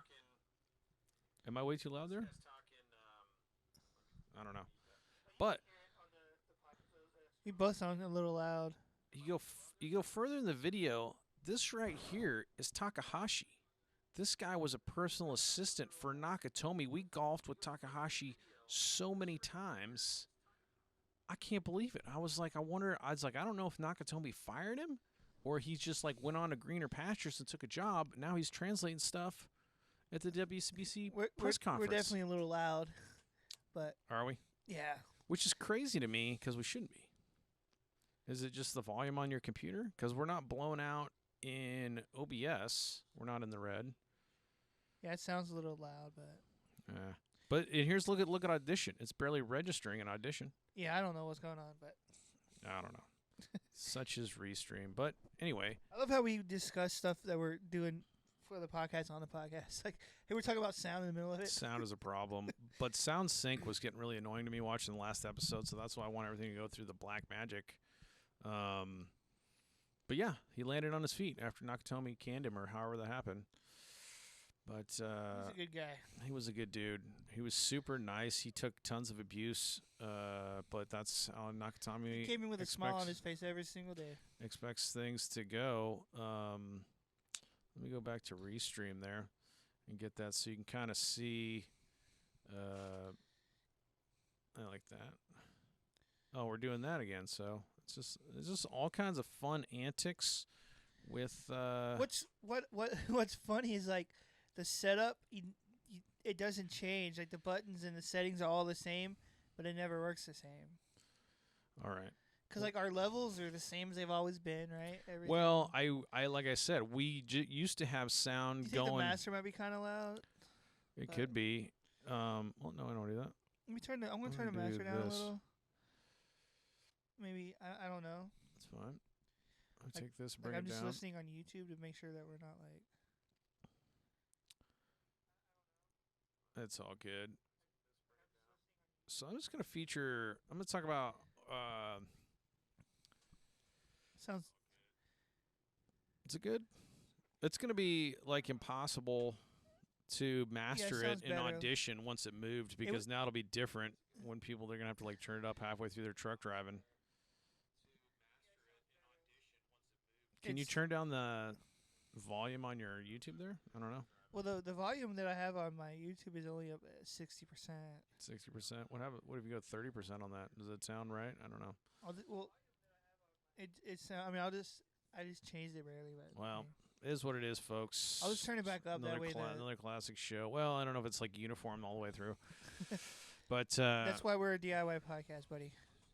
It is what it is. We'll have to call Jimmy in a second, but I'm just gonna go through some of the interesting dudes that played last night in Nelson Wolf. A lot of them happen to be on the Sod poodles. But here's I like that name, Sod Poodles. I don't get it. It's like the Chihuahuas or whatever. They let the fans name it. I think that's a good idea. I don't think it's a good idea. It's a good idea, but it's not a good idea. It's not. It's like letting somebody name your kids. It's like, why don't you do a raffle and name my son? What is a Sod Poodle? You know? Have a raffle and name my son. Yeah, seriously, that's exactly what it is when you start letting fans name your minor league franchise. It's like, dude, that's why you get the trash pandas, and that's kind of hilarious. I love that. And you're trying to sell apparel, I guess. And it's better maybe than coming out with another team called the Cougars or something like that. Your generic name. Another generic name, but you could do like a regional name. It's like the San Antonio Missions. That's cool. Yeah. It's like after a building, but it has to do with the area. But a sod poodle, and once you start getting too weird with it, like the sod, like sod as in wood, like the sod, like grass sod. Oh, you know what I'm talking about? Like the sod you put in, like to keep the plants from like dying. I always thought sod was grass. Could it's sod. You know what I'm talking about? Like sod that you put around your plants and stuff. Yeah, I don't know. But the sod poodles, who knows? But it's a weird name. But Jorge Barrosa, 5'9". I think that's generous. He was not the tallest dude, and what I saw was an amazing baseball player from Venezuela. This guy was an awesome center fielder. He could do everything. And even when he was out, he went 3 for 5 last night. Even when he was out, he barreled the ball. That guy could hit. And you always like it in baseball because it's not a sport limited by size, right? Nope. Anybody, Altuve, anybody, you can be shaped like John Kruk, or you can be tiny or whatever. You can make it in baseball, and Jorge Barrosa is one of those dudes. That guy is a baller. That guy can play. And if you look, it was interesting. I found some other guys, but age 17, signed when he was 17. They have these academies in Venezuela and stuff like that where you can get these players super young. So he's been in the system since 2018, but he's only 21 years old. Damn. Guy's a good center fielder. So he must have started he's not 40-man roster protected, and I know that he was 16 when he started. They're real high. They got that new prospect they just brought up in for the D-backs, and he's pretty good. I forgot it. I forgot his name. I tweeted, but anyway, so you get stuck behind guys in the minors, but I think Perosa has a future. That was one guy. Here's another dude, Andy Yerzy. That's the cool thing about minor league baseball. You get to watch future stars. And you get these guys. This guy was huge. This guy was 6'3", 215. Damn, that's a big deal. Andy Yerzy, but check out where he's a Canadian guy. He was a second rounder. There's a couple guys playing last night that went in the second round. Yerzy was one of them. He went to York Mills Collegiate Institute. I thought it was a military school. No, but anyway, that dude was pretty good to go. And I saw your little post last night. You were posting pictures. I was posting pictures so I could remember to talk about them. I saw your little post about your hot dogs. I had a ton of hot dogs. Those last hot dogs night. are so good there. They also have a cool like corn dog on a stick, like that foot-long corn dog. That's usually what I get. I love that thing. I'm not saying I could beat Joey Chestnut last night, but I ate those 3 hot dogs in about like one at bat, and just was like, you gone. can beat them. I got money on you. It was all the condiments were out. I guess it's the end of the season. They don't no, we don't care. It's just mustard, and I just like a good mustard dog, and that's all you need. Down they went. But the thing about those two is if you don't have a condiment, they're juicy enough to where like you'll be all right without a condiment. Let's talk about Kelvin Milian. Kelvin Milian, another Venezuelan, and he drag bunted last night, which I absolutely love. You want to win a place in my heart, drop down a bunt on a third baseman who's back. It was actually fielded by the pitcher. It wasn't a perfect bunt. He still beat it out. But this dude has played, you want to talk about the most traveled 24-year-old ever. I'm going to go up here. I'm going to have to pull this thing up so people can kind of see the stats that I'm looking at on this guy. So at the age of 17, he is in the Dominican Summer League, okay, as 17. He's from Venezuela, I'm pretty sure. If I can do this here, it's not going to let me slide up and down. One of my favorite countries. Let's see here if this will Venezuela. go. So he's from Venezuela, which produces a terrible political environment, but great baseball players. So then you're 17. 18-year-old gets sent to A-Ball Tri-City, Northwest League. You come back next year, back to A-Ball. You're doing Lake Elsinore, California, Fort Wayne, Indiana. And then what do? You jump on a plane, you go to Canberra, Australia. You can do some winter ball. This man's been around. Down in Australia. But guess what? That's not good. The next year you're gonna do Lake Elsinore again as a 20-year-old, Fort Wayne, Indiana again, Tri-City Northwest League again. So you got to do all the A-ball for the D-backs at that time, and then you're gonna cap off that season by going to Canberra, and then when you're done with Canberra, you can go back to Venezuela. I played 5 leagues. This guy's been in every kind of environment. 5 leagues. And then last year he was kind of up in AAA one game, What's but that mainly phrase? There's nothing this guy hasn't seen. yeah, guy is getting tons of baseball reps all over the world, but that's not usual as far as I'm concerned. And he's got some AAA time this year, but to do one of those, like a lot of dudes play Winter League in Venezuela or whatever, like to do one Winter League is interesting. But the fact that you're doing full minor league schedule for your organization and then going down to Australia and then coming back to Venezuela, I was like, dude, Kelvin Milian, crazy stats. Here's another dude. I thought this was interesting. He's a Washington State dude, so I'm rooting for him initially. Go Cougars. He from Federal Way, Washington, and he was a second rounder, and I'm not sure what overall, but 6'3", 230. He was a center fielder last night. He's hitting like 178 with like 5 homers. It definitely pays to be tall in the outfield, that's for sure. And what I'll say about Joshua Mears is one of the most amazing athletes in bat speed I've seen. And I never saw Yasiel Puig in person, but that kind of he was jacked. Like of just natural athletic ability. And I understand why this dude is like probably a first rounder or whatever. He slipped into the second round. But the kind of athletic ability that does not just come along every year in the draft. Dude was unreal. He's not hitting that good, but he's super young. And what I would say for Joshua Mears, and I don't know, he'll never watch this.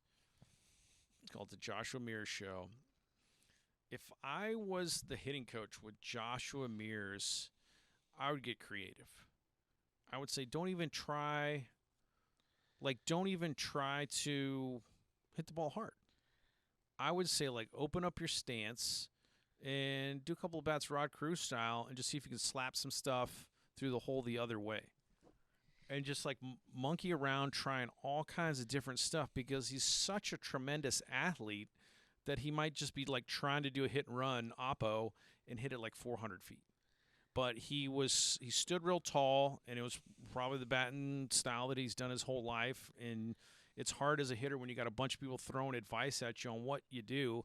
I would just say, like, relax, play with it, man. Pick somebody you see on TV. Try something weird. Try a Jeff Bagwell. Try a Rod Carew. Try some Counsell. Do some Carney Lansford. I don't know. Just do weird, different stuff. And until you find something that fits, because his numbers weren't that good, but I was like, dude, this guy should be a major leaguer because he was crazy gifted. Just bat like Kevin Youkilis. Yeah, that guy was. Mo Vaughn. That guy was amazing. And then let me see who the other one was. Tyler Malone was one. There's Harry Foote. This guy was interesting, and I don't want to talk bad about a guy. I'd rather highlight Tyler Malone. Is that Luke Malone's lost cousin or brother or something? Maybe.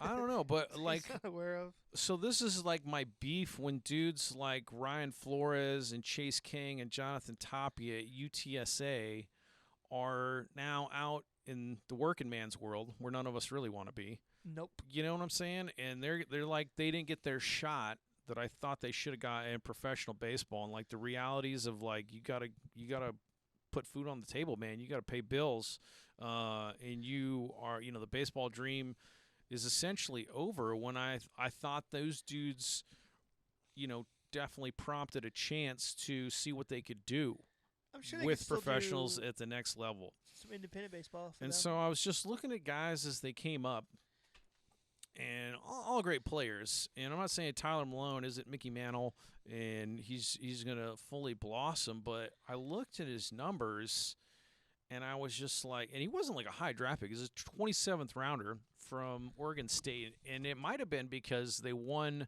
the College World Series that year, and I can't see his College World Series stats, and he went off or something in the College World Series because his best year by far was 2018, and I'm going to have to go back and check. He hit 278. He hit 278 with 8 dingers and 6 doubles. Good old-fashioned dingers. Which isn't crazy extra base hits. Only 6 doubles, 8 homers, so not a ton of power, but that's your highest college batting average is 278, not even 300.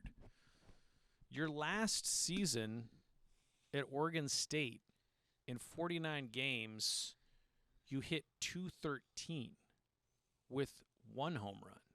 So I was just like, what? Why was this dude? I mean, it just didn't make sense to me if you're looking at numbers. And he's one of these dudes that I think might have an awesome glove because he is a middle infielder. But see, he's an outfielder. He's a right fielder, left fielder. So it's not even so much the glove. And I was like, I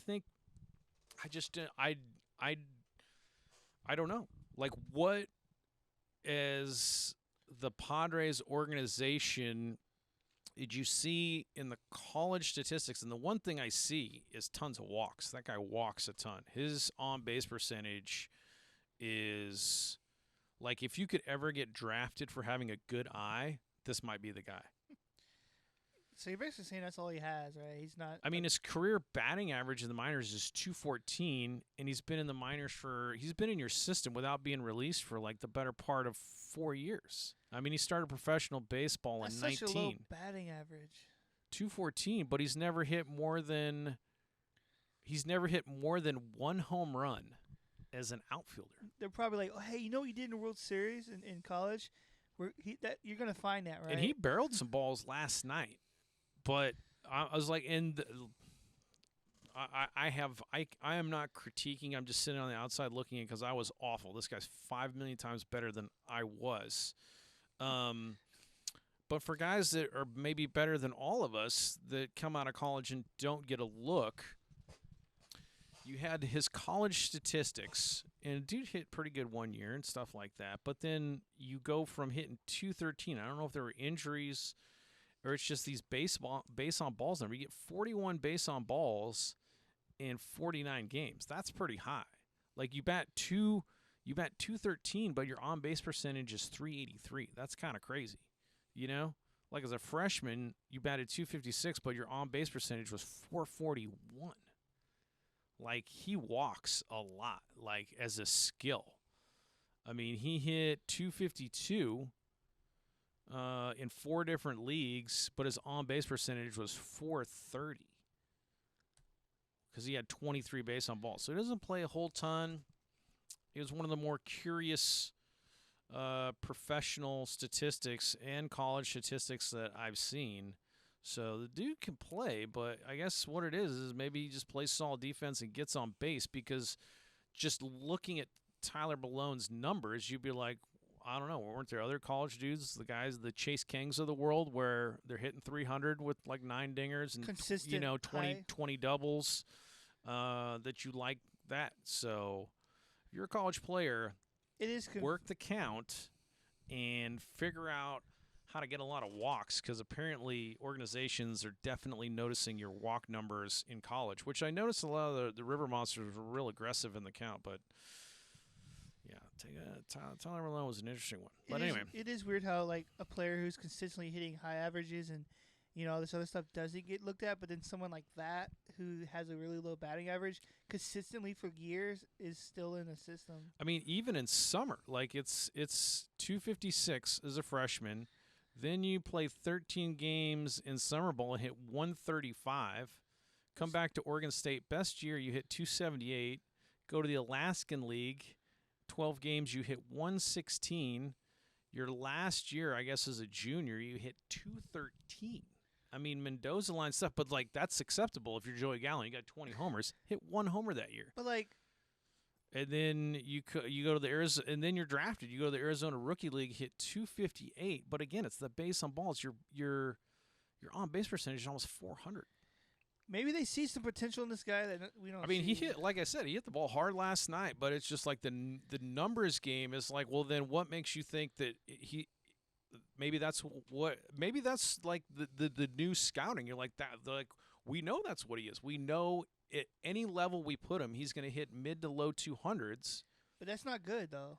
But like, could he do that for the Padres? Like maybe you put this guy in the Padres, he hits 230. And then he walks at least once a game, and his on-base percentage is just like 400. You're like, that's bad. That's better. Like, maybe that's why they're keeping him around. For this is like, dude, the guy just works counts. The guy just works counts, makes pitchers throw a lot, and he gets on base a ton. And he runs okay. If I had a guy that consistently hit like low 200s, I don't know if I want to keep him on my squad. Yeah, his numbers are quite unique. And we're not talking shit about levels. this guy. Don't take it for that. Yeah, I don't want to say that because the dude's good, but his numbers are not these astronomical stuff you like to see where you're kind of like it's hard to scout on numbers, and like seeing him in person, like he wasn't like a 5-tool guy like Mears or anything. He could run well, he could field well, he made contact, barreled the ball, but there wasn't anything that like jumped out that he was, I don't know, very interesting career of Tyler Malone, and he'll probably, win MVP one year and be like the head coach of USA Baseball, and I'll try to get an interview, and he'll be like, you know what, dude? I listened to this podcast one time where you were shitting on me, and you just don't understand. You just don't understand modern hitting and how to work a count and how to properly value me. So, F you. I ain't giving you no interview. I was like, I knew I shouldn't have done that. That would be Tyler funny. Malone's awesome, but interesting. Next year he goes off. That's what I'll say. Next year he goes off and he becomes this fucking legend. Oh, whoops! I'm covering you up. Let's hide this. But yeah, Tyler Malone. They don't need to see my face. All right, it's Jimmy time. It's Jimmy Jam time. I don't know if you want to text Jimmy. Sure. I got Jimmy over here, but we're cruising right along. I forgot. I want to cover Nighthawks baseball real quick. What do you want me to say to this guy? St. Thomas Nighthawks. Like, dude, are you ready to get in where you fit in? Like, too short. I was thinking of nicknames. I couldn't come up with one. Let's talk Nighthawks baseball for a second. I'm going to text this guy right now and say, hey, you ready to come on and do your thing or what? You ready to rock it? Get this thing over here. There's Nighthawks baseball. Get this thing lowered down. Ooh. That's not what I want to do. What this thing? I just sent the text out, so now it's out there in the world. All right. You feel me? I don't know.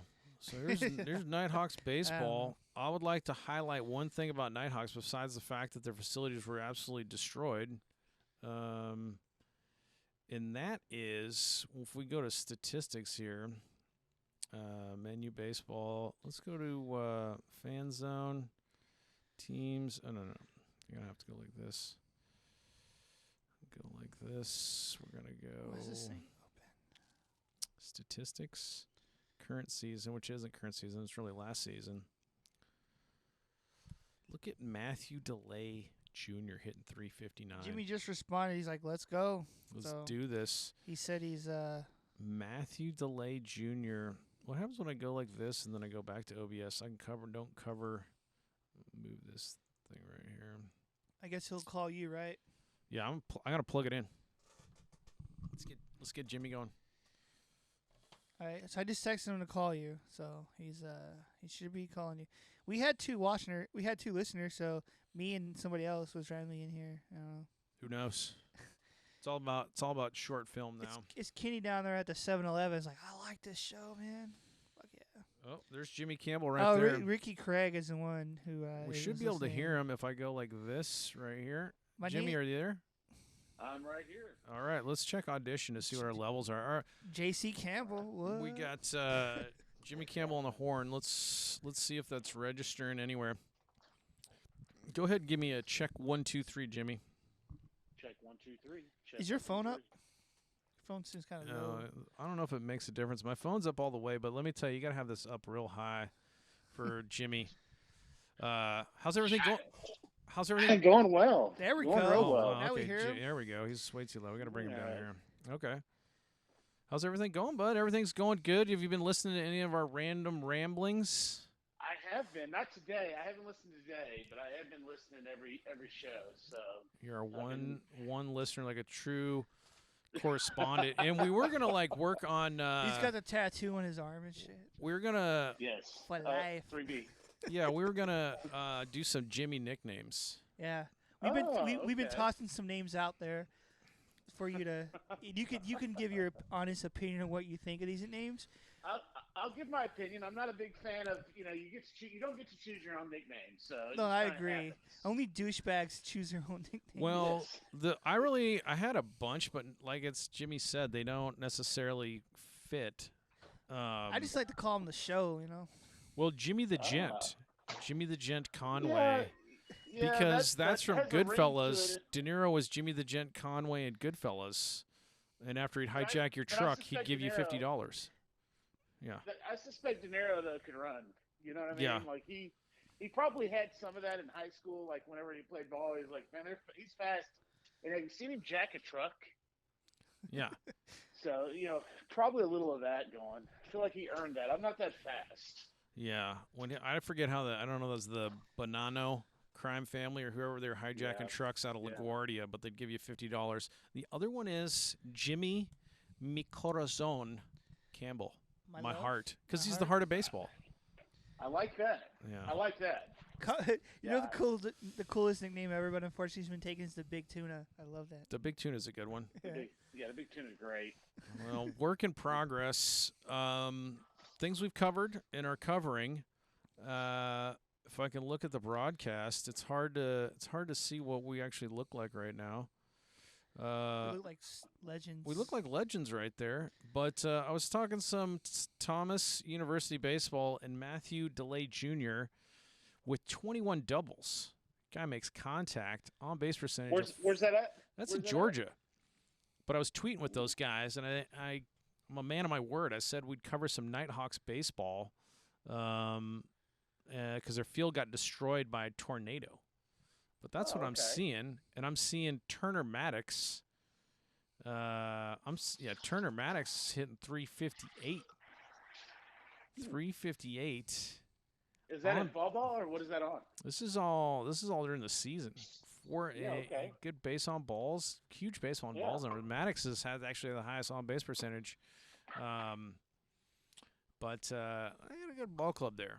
I'm rooting for some Nighthawks. Now, See what they do. the Nighthawks? Where do they play?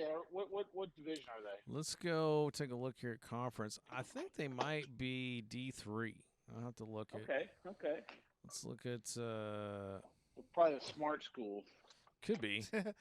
Those damn Yeah. smart Let's schools. go here to the I know it. Nighthawks. I know it. I think this is a private school. Is it? Yeah. All right. Well, champions of character. See, I got the character. That's important. I like that. I guarantee you after this year, they know how to build a dang baseball field. Yeah. It tore it Did down you know- because I noticed the picture right away because it didn't have an outfield fence. I was like, oh, that's really cool. You guys are still doing it old school? And the guy was like, no, we got Yeah. destroyed. So, no, it's not Yeah. cool. But Did you tell them? Did you tell them the Lubbock research on how they got how they kept their wall up is cinder blocks? cinder blocks. Yeah, so put cinder Yes. blocks in so your outfielders can run Yes. into that. And Earl, just to give you background, Ernie was the crazy outfielder that would ram into the wall. And at Lubbock Christian, we had a cinder block outfield wall. Ooh, that's painful. It was filled with concrete. But did you not? It wasn't hollow cinder. It was. Do you not No, understand it was legit. the meaning of a warning track? You just avoid that, or Yeah, Yeah, the problem some is- dudes yeah. slammed into it full speed. Matsuoka. Yeah. Oh, that's terrible. So yeah, that was, but it was also a huge advantage in the sense that if you roped one in the gap, and you better get on your horse because if it hit the wall, it would bounce so far back in toward the infield. Like outfielders had to back up each other by about 90 feet to play the ricochet. and I would like turn doubles into triples because I was like, that's off the wall, and you get going, and you just like, dude, that ball's gonna roll forever once it hits the wall. I would love to see good old Turnstile running the bases. Oh man, he was crazy leg turnstile, and I tell you, Crazy legs. That was the kind of field that you played on. Like as an outfielder, it was an advantage as you ran, but it was an advantage how you backed up players, because you inversely back players up as it hits the wall, and you could peg a guy out at second trying to stretch a double into a single, right? I mean, Yeah. it was that was a fun field. That was a fun field. Good. So. That was good stuff there. But yeah, so it was. I think we need to take a trip to Lubbock and go visit the old stomping grounds. It'd be so much fun. You guys can tell me the stories and stuff of we could what do it was like. We could do a radio. We could announce the Lubbock Christian Chaparrals. That would be a blast. No, the cool. Chaps. I like that name. Yeah, they got nice facilities now. That's like a city in California too, I think. Chaparral, California.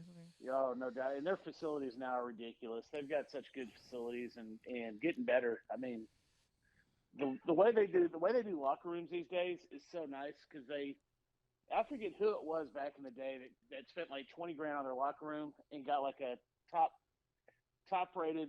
It might have been like Georgia Tech or somebody who did it first. It was like a secondary D1 school. They did a nice locker room and just pimped it out. And then they got the next year they got all the recruits, because everybody's like loving the locker room. This has been back in like the 90s. Yeah.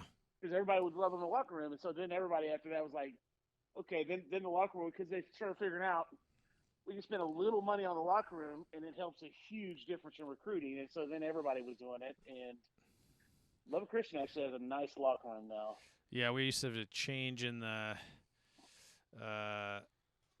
parking lot, but we lived across the street, Jimmy. So we basically changed the house and just walked over. No. Yeah. I just thought it was odd. That we lived across the street and you still got butt naked in the parking lot every day. That's weird. Yeah, that was. I feel like that maybe was just illegal.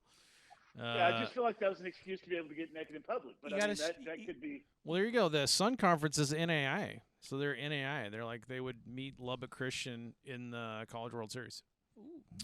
Really? Yeah, the Sun Conference of the NAI. I did the research. But, yeah, shout out to those guys. And then the rest of the talk, we're talking WBC, why Major League Baseball has an inferiority complex that they're trying to handle. Okay. They're trying to, don't worry about the other leagues. Don't worry about trying to hip up baseball and make it cooler, because it's fine. It's great where it is. It's great. Yeah, I hate. I'm sure y'all covered all the changes, the Major League Baseball changes, and all that crap last week. Oh yeah, man. those new rules. The base rule makes sense, I guess, for safety. I don't really have an issue as much with the base. But the defensive shift saying, "Oh, you can't." You got to have it's two. My kryptonite. It's so stupid. Like, it pisses me off. Like, well, it's basically giving the people who can't hit the other way a easy way out. Yeah. You know what I'm saying? Right. Oh, you can't. Screws. Because it's like Screws is my son, who whenever he was a little kid, he was a lefty, right? Yeah. He's a lefty, and I've taught him, hey, you're gonna get way ahead here. All these lefties are doing nothing but pull. Go opposite field, right? Yeah. So I've taught him. Now he's a junior. He goes oppo. He does all this other crap. I wish I'd have just taught him from the beginning. Just go rope as far as you can. It doesn't matter. Yeah. Because they were like, you can't have all the baseball players on one side anymore. You got to have two people on either side of the base, which is stupid. That's ridiculous. Yeah. And then you got to have. Can we change it? I never could hit the changeup or slider. Can we change that rule? Yeah. I mean, I think that's too hard. It's right? it's the same thinking. It's as is. absurd as it sounds. I put nothing. It's sad to say, I put nothing past Major League Baseball. Well, I had brought up last week to say, okay, here's what we're going to do in baseball now. Throw only fastballs so everybody can hit it. Just that's all you throw is fastballs. Right down the middle. Thing? I mean, that's the equivalent, right? Yeah. Like they will just throw them right down the middle. I mean, it's the type of thing that they would toy with.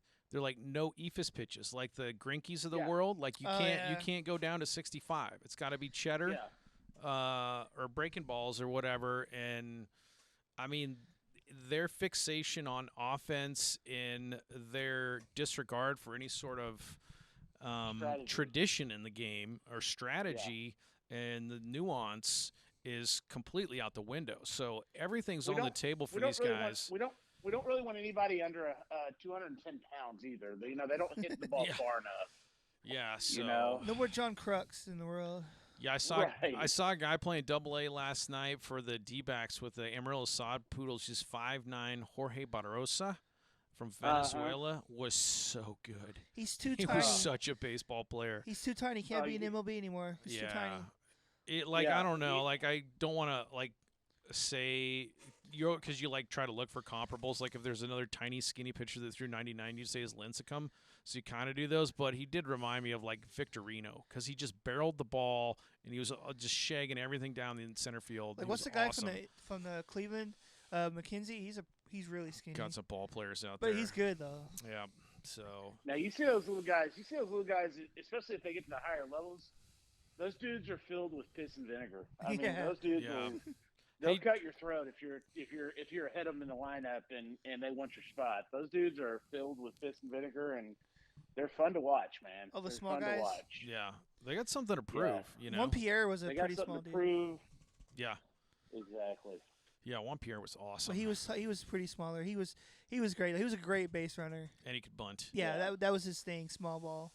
That's good stuff. Well, man, what else were we talking about? WBC, Pakistan's going to be playing in the Panamanian one. Right now we're going in Regensburg, Germany, right on the Danube. And you got Germany playing South Africa today in a loser's bracket elimination game. I will also say this, Jimmy, because that's what we're probably doing in the office. There's no sort of paywall. You can just go to the WBC site and turn on a baseball game. It's kind of awesome. Oh, really? Cool. Yep. Okay. Yeah, Yep. I'll turn that on. Yeah. It's also fun to see German. Like, what are the names like on the German players? Well, so like that's one thing we talked about is your eligibility can be somewhat distanced. Like if you had a parent that was born in Germany or you were born in Germany, which for like a lot of service members. So like Bruce Maxwell. I figured one. Germany. I figured Germany though would be a little bit more strict on the True Bloods. You know what I mean? Of all the teams, I feel like they'd have a little bit stronger rules. Is that stereotyping? They must be born on German soil. You know what though? We'll get Dirk Nowitzki out there, man. Play some. He can pitch, man. Because I've seen him at the Rangers games a few times. Do like the first pitch. Yeah. He's got a little arm. Yeah. So, but yeah, there's like you can have some degree of extension through your parents, but which is still cool because like Bruce Bochy is the manager for France. Oh, Isn't that cool? Yeah, I think it's great. I think the French dude should be drinking wine in the dugout. No doubt. You think the Germans like two-hole hitter is like Carl Weinstein or some, Yeah. That'd be. Drinking you wine. think any Jewish names on that team? They could. I don't know. Is that too far? That's probably too far, but Germany. Yeah, those are the. That's Germany's just trying to move on. I guess. Could I interest you in it is fun to see.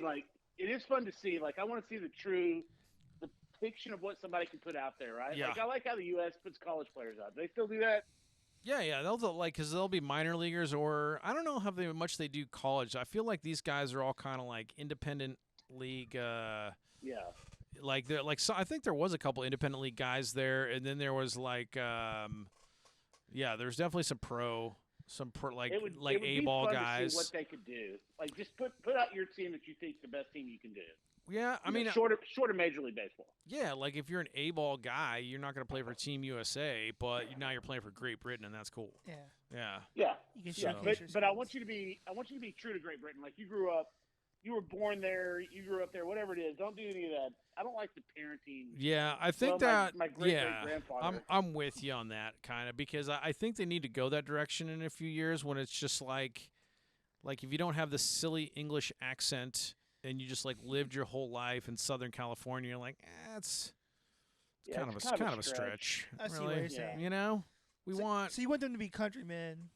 Yeah, right. Yeah, which makes sense. Then you can see who the true, like who has the best amateur baseball or whatever it is, right under the major league. Yeah, like what if you were like the superstar for Team Venezuela, and you were just born there, and then like all the Venezuelan newspapers are trying to interview you because you just hit the game-winning homer, and you're like, dude, I don't even speak Spanish. You know, like it would be weird. So like, Deportes a home run de baseball. Oh, what? Yeah. But I think now it's good for guys like Bruce Maxwell or whatever. Like if you're not like fully German speaking and stuff like that too, it helps promote the sport in that country So, and Right. that's a really cool facility. If you look at aerials of the Regensburg, there's 2 fields there, and they're crazy nice. And I think they're on a college campus. But that's awesome that they built that, you know? Yeah. It'd Yeah, be it like, is. I don't know if It there's is. like a cricket facility in Texas anywhere, but that would be weird We'll build it. if there was like a really nice cricket facility in San Antonio.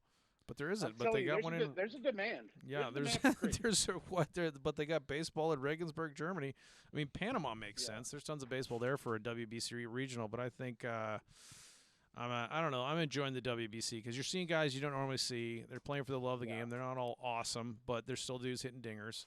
And like I didn't know. I mean, Bruce Bochy, I guess, kind of sounds French, but watching him manage the French team is great.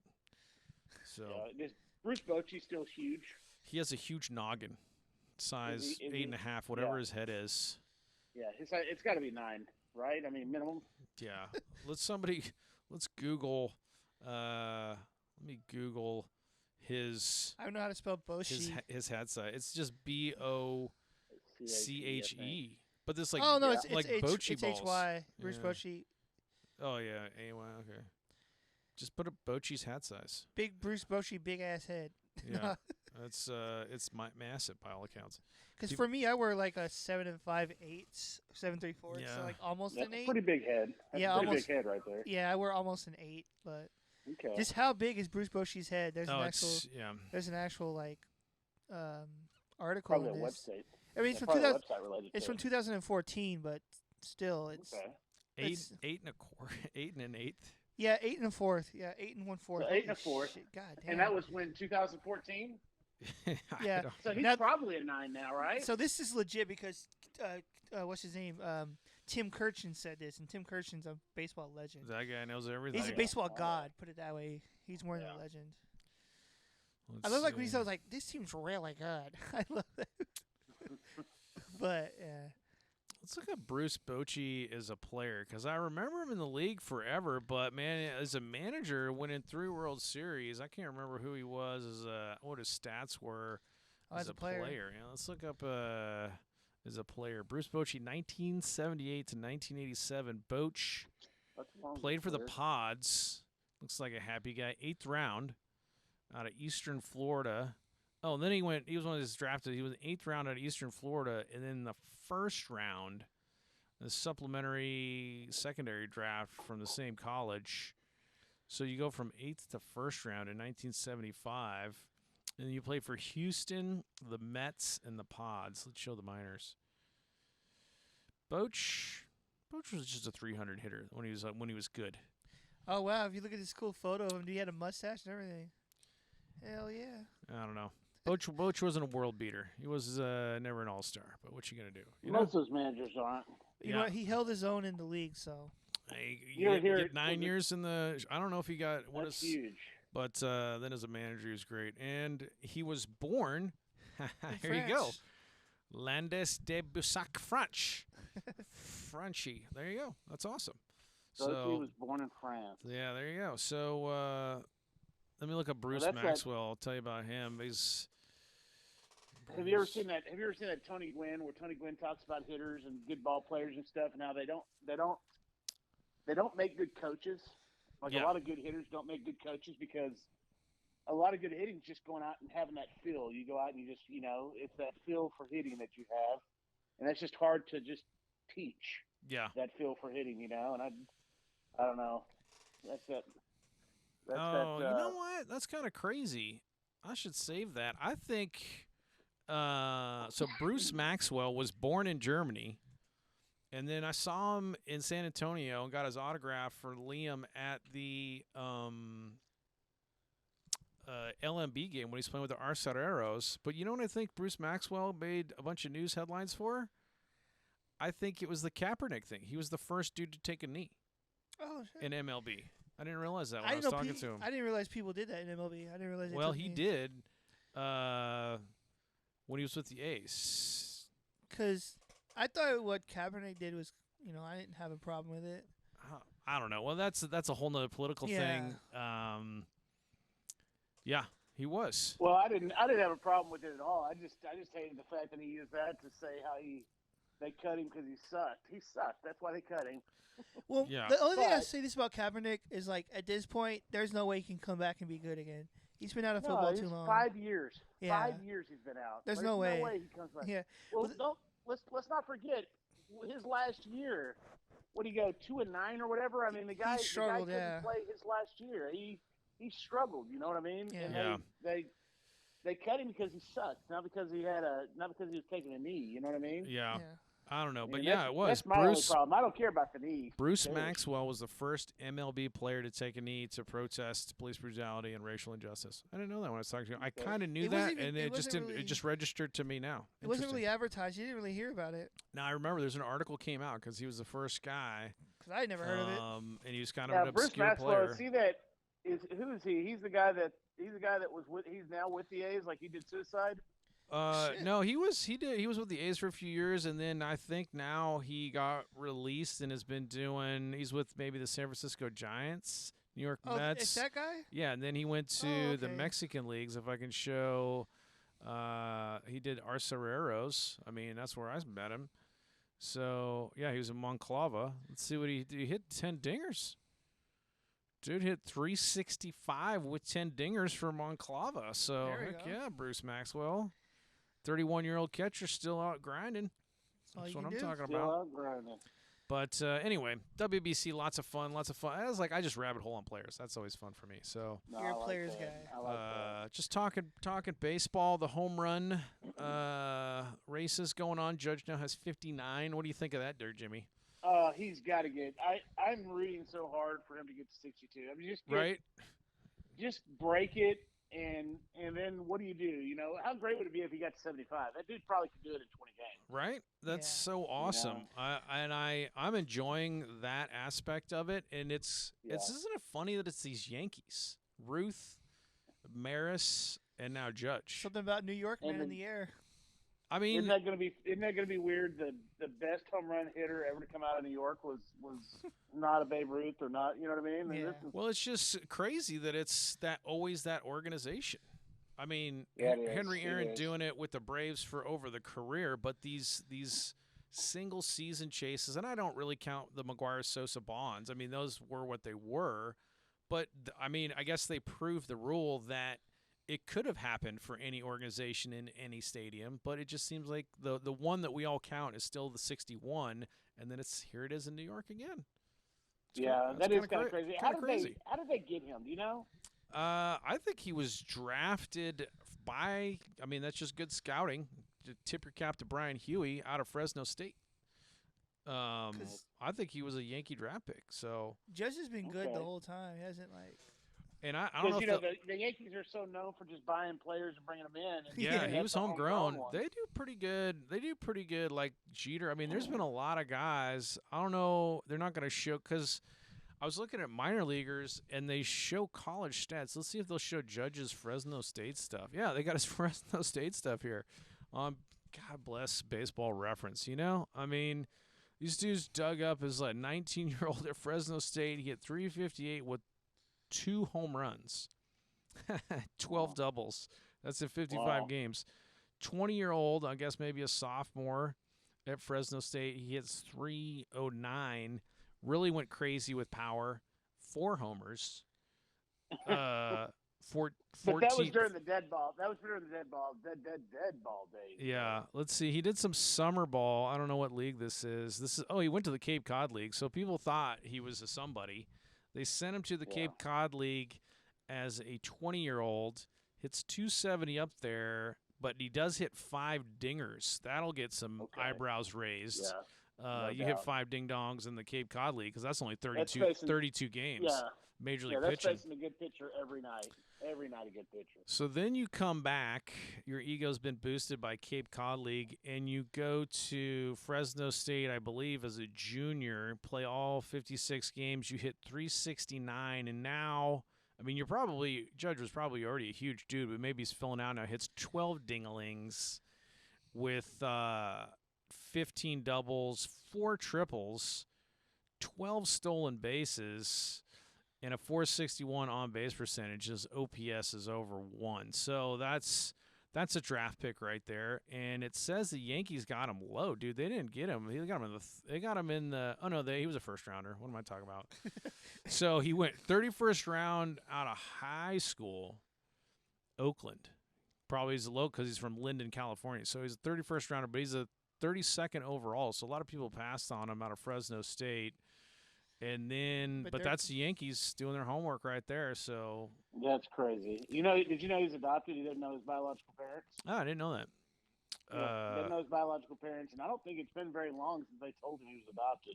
Wow, interesting. So I don't think, I think there's but yeah, he went off like great numbers in the minors. I mean, he went right through because he was a 22-year-old, and he was in the show by the time he was 24. So he really only did 2 years, kind of traveling around A up to AAA. So when he made it to the majors, man, he went off. Yeah. Tell you he what. just has that baseball body too. He's so jacked. Golly. Yeah, he's so jacked. So such extension. I feel like he gets so much leverage. He gets hit with a pitch. He probably just laughs at it like, really? That didn't hurt. I want to look at this Scranton, Pennsylvania. So Scranton, Pennsylvania is AAA for the Yankees. I just want to look at their field. I don't know where Scranton is. Pennsylvania, right? I don't even know. I don't even know where Scranton is. I just know they have a hell of a paper factory, and, right? And our president, and our president is from there. He said one hell of a paper factory. I love me some Dunder Mifflin, man. PNC Field, because there was one really cool ballpark I saw the other day. I thought it was maybe like in Buffalo, but that's a cool park. It's kind of out in the. Look at that. That's AAA for the Yankees. I'm gonna pull that up. See, they got a bunch of trees behind them. So Jimmy can see it if he's watching. It's gonna be. It's legit. It's pretty cool. So they're hitting into a forest pretty much out there. Yeah, they're hitting into like a forest or something over here. I got to pull this window over here to the side. People's like, what the hell are you talking about? Oh, no. I think I go like this maybe then. There we go. People can kind of see it. Then I go here. Yeah. Look at that thing. It's pretty cool. Nice. Pretty cool field right there. Mm-hmm. But, yeah. I wonder what they got some ridiculous, like if you got good statues for the Yankees. You do all kinds of Yankees with statues. Yeah, that's a cool stadium. But they always try to make. Sometimes they make the minors. Like they're gonna make it like dimensionally like, Yankee Stadium. I feel like that'd be hard to. Well, and the thing is on stadiums. Like, do you think Judge? We would know much about him if he was like in Anaheim, Dodgers, like because.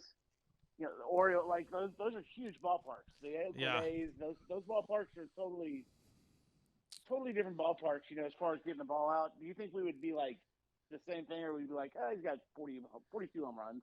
Yeah, I don't know. I just think it's because he could have been he could have been a Cardinal. It's so random that it's always the Yankees. I think we would have anybody chasing after Maris, where you don't have this sort of suspicion. And I don't know if there was a suspicion with McGuire and Sosa because we were all in the moment, right? We were like nobody was talking about roids when they were doing it. But then the numbers got so crazy. You're like, this doesn't feel right that two dudes are doing it in the same season. I do remember, but it stands there for like 50 years, and all of a sudden two dudes just break it in the same year. What? Can you imagine if Aaron Judge played in Toronto, played in that stadium up there? Skydome? Yeah. Because it's a short field, dude. Is it? Yeah. Oh man, I don't know. I mean, Yankee Stadium's known for being a porch. It's like 315 down right. Yeah, I've always heard Yankee that the ball travels there, and it's like of all the parks, that's like the park you want to hit at the right. Yeah, I mean they intentionally made it short and right because they had left-handed power, so it was always kind of been a porch for lefties. That's why they tried to get the Mattingleys. It's specifically why they spent all that money on Teixeira and trying to get Tino Martinez from the Mariners. They always want the left-handed bat for the porch, But I think this new park though is even bigger. Like I think it's even worse. Yeah, I heard it kind of blows out, what have you. Remember Nick Swisher, favorite Yankees? Oh, Swish. Yeah. Wasn't he a lefty too? I think. Swisher was a lefty, and he was, of course, he features large in Moneyball, the book. Yeah. Because. That's such a good book. You should read that, Dutch. That's such a. Have you read Moneyball, Jimmy? I haven't read. I guess I haven't read Moneyball. I probably talked it more than anything. Is that the Yeah. one I that need to based go off that read movie? it. The movie's based off that book. Yeah, Yeah. they made the Brad Pitt movie. Because I've seen the movie and I off love the of movie. it. I love the movie. Yeah. The movie's really good, and the thing that doesn't get as much run in the movie that's kind of in the book. So Billy Beane was like whatever first rounder for the Mets and went through their minor league organization, but he went through the minor league organization at the same time as Dykstra. And Dykstra kind of was like talked about a lot, and whatever his flaws are as a human, and there are many. I really liked him in Once Upon a Time in Queens, but Billy Beane was like Dykstra was unflappable. He didn't give a shit who the pitcher was, whether he was a Cy Young guy or whatever. He just had this like unbelievable confidence and looseness about him. And then Billy Beane himself, he's like, I'm this supposed 5-tool guy, and I just can't make the adjustment. And here's this dude who's like 5'9", just going off. Like, he's like, there's something about like the makeup, and I'm getting back to Swisher. There's like something about the makeup and personality. Like, he got really into the numbers of like the metrics and the sabermetrics, of course, and all that. But he also thought that there was like a certain type of guy that was just a ball player. And Swisher was kind of that goofy, really loose clubhouse guy. Always had dip in his mouth. He always had dip. He was, when he was with Oakland, he was always making jokes. It was always a lot of fun to watch those Oakland A's play with Swisher. And when Beane scouted him, because he was already awesome at Ohio State, so he scouted him. He was going to be a first rounder, but Billy Beane flippin' loved Swisher because he's like, this is the type of guy that makes it to the show and does well because he's loose and he's fun and he just has this confidence about him. So anyway, that's my Moneyball book story, but that's a good book. That's kind of an old school, like that's an old school mentality, baseball mentality though. Yeah. That was mixing the chemistry of baseball, but the sabermetrics and all that stuff to me has gotten, in my opinion. Yeah. And again, I'm not I will agree that sabermetrics has a place in baseball because you can't argue the numbers, right? Yeah, I mean, the numbers, there's no argument with the numbers. So I'm not arguing the sabermetrics. But I think they've gone too far the other way, right? Yeah. So everything now is sabermetrics, and they're doing all this other stuff, but they're creating a game that's the exact same. And I think they're ignoring some of the other stuff. Some of the great pitchers, some of the great hitters that can do some different stuff besides just pop up. Yeah. I still am convinced they did that with Joey Gallo. Yeah. Where Joey Gallo, because of sabermetrics, they made him that hitter. I think he could be a better hitter than what he's showing. But that's what they want is that 175 with 40 home runs. Since we're talking baseball, I found this like the other day. I was at a car shop and I found a really cool Barry Bonds Pittsburgh Pirates card. I had to buy. It's kind of nifty. Here's a That theory. is kind of cool. Here's a sabermetrics theory. Because Bob Uecker, total hero. Is this your theory or like someone else's? Comedian baseball. Well, we're just talking about like, so the metrics matter, but the guys that like Billy Beane outside of the metrics liked like Swisher, it kind of goes to, and there's like the flip sides of the coin, right? There's like when there's a cancer on the team who just kind of pollutes all the other players. I'm like, it doesn't matter. Who cares? We can't win or whatever. It's all about me. And it's just like a bad vibe in the clubhouse versus how do you scout a guy like Uecker? Because I was just thinking about it. I was like, I know he played with Bob Gibson, and they were like basically unbeatable, but did they win the World Series those years? And like Uecker always makes fun of his playing career because like in 64, dude, like he hit like 198, but like how fun was the Cardinals clubhouse with a comedian, like a professional comedian in there. So to keep it loose. Yeah, because like Bob Gibson, competitive streak is legendary. Like he was an angry dude for a lot of good reasons. But you have a guy like Uecker in there who can make him crack a smile. Like I mean, so as a major league organization, I wonder if that's like a metric when you're scouting a guy. You're like, you know what, this dude from whatever JUCO, he throws pretty hard, but he's hilarious. He's hilarious. Like I'm moving him up from like the 10th round to like the 5th round because I don't want another organization to get their hands on because I want them in the. I think it's opposite. Right? See, I think it's opposite, Ernie. Yeah. I don't think it's that at all. I don't think there's a metric for that. I don't think there's a metric for how catchers work with pitchers. Yeah. Like, there's not a metric for that. That's what I'm saying. I think there's just metrics for what they can see and what they can prove on paper. Because I always remember this, and I always credit, even though he just got fired the other day, I'm a John Daniels fan with the GM for the Rangers. Oh, did he get fired? They fired everybody?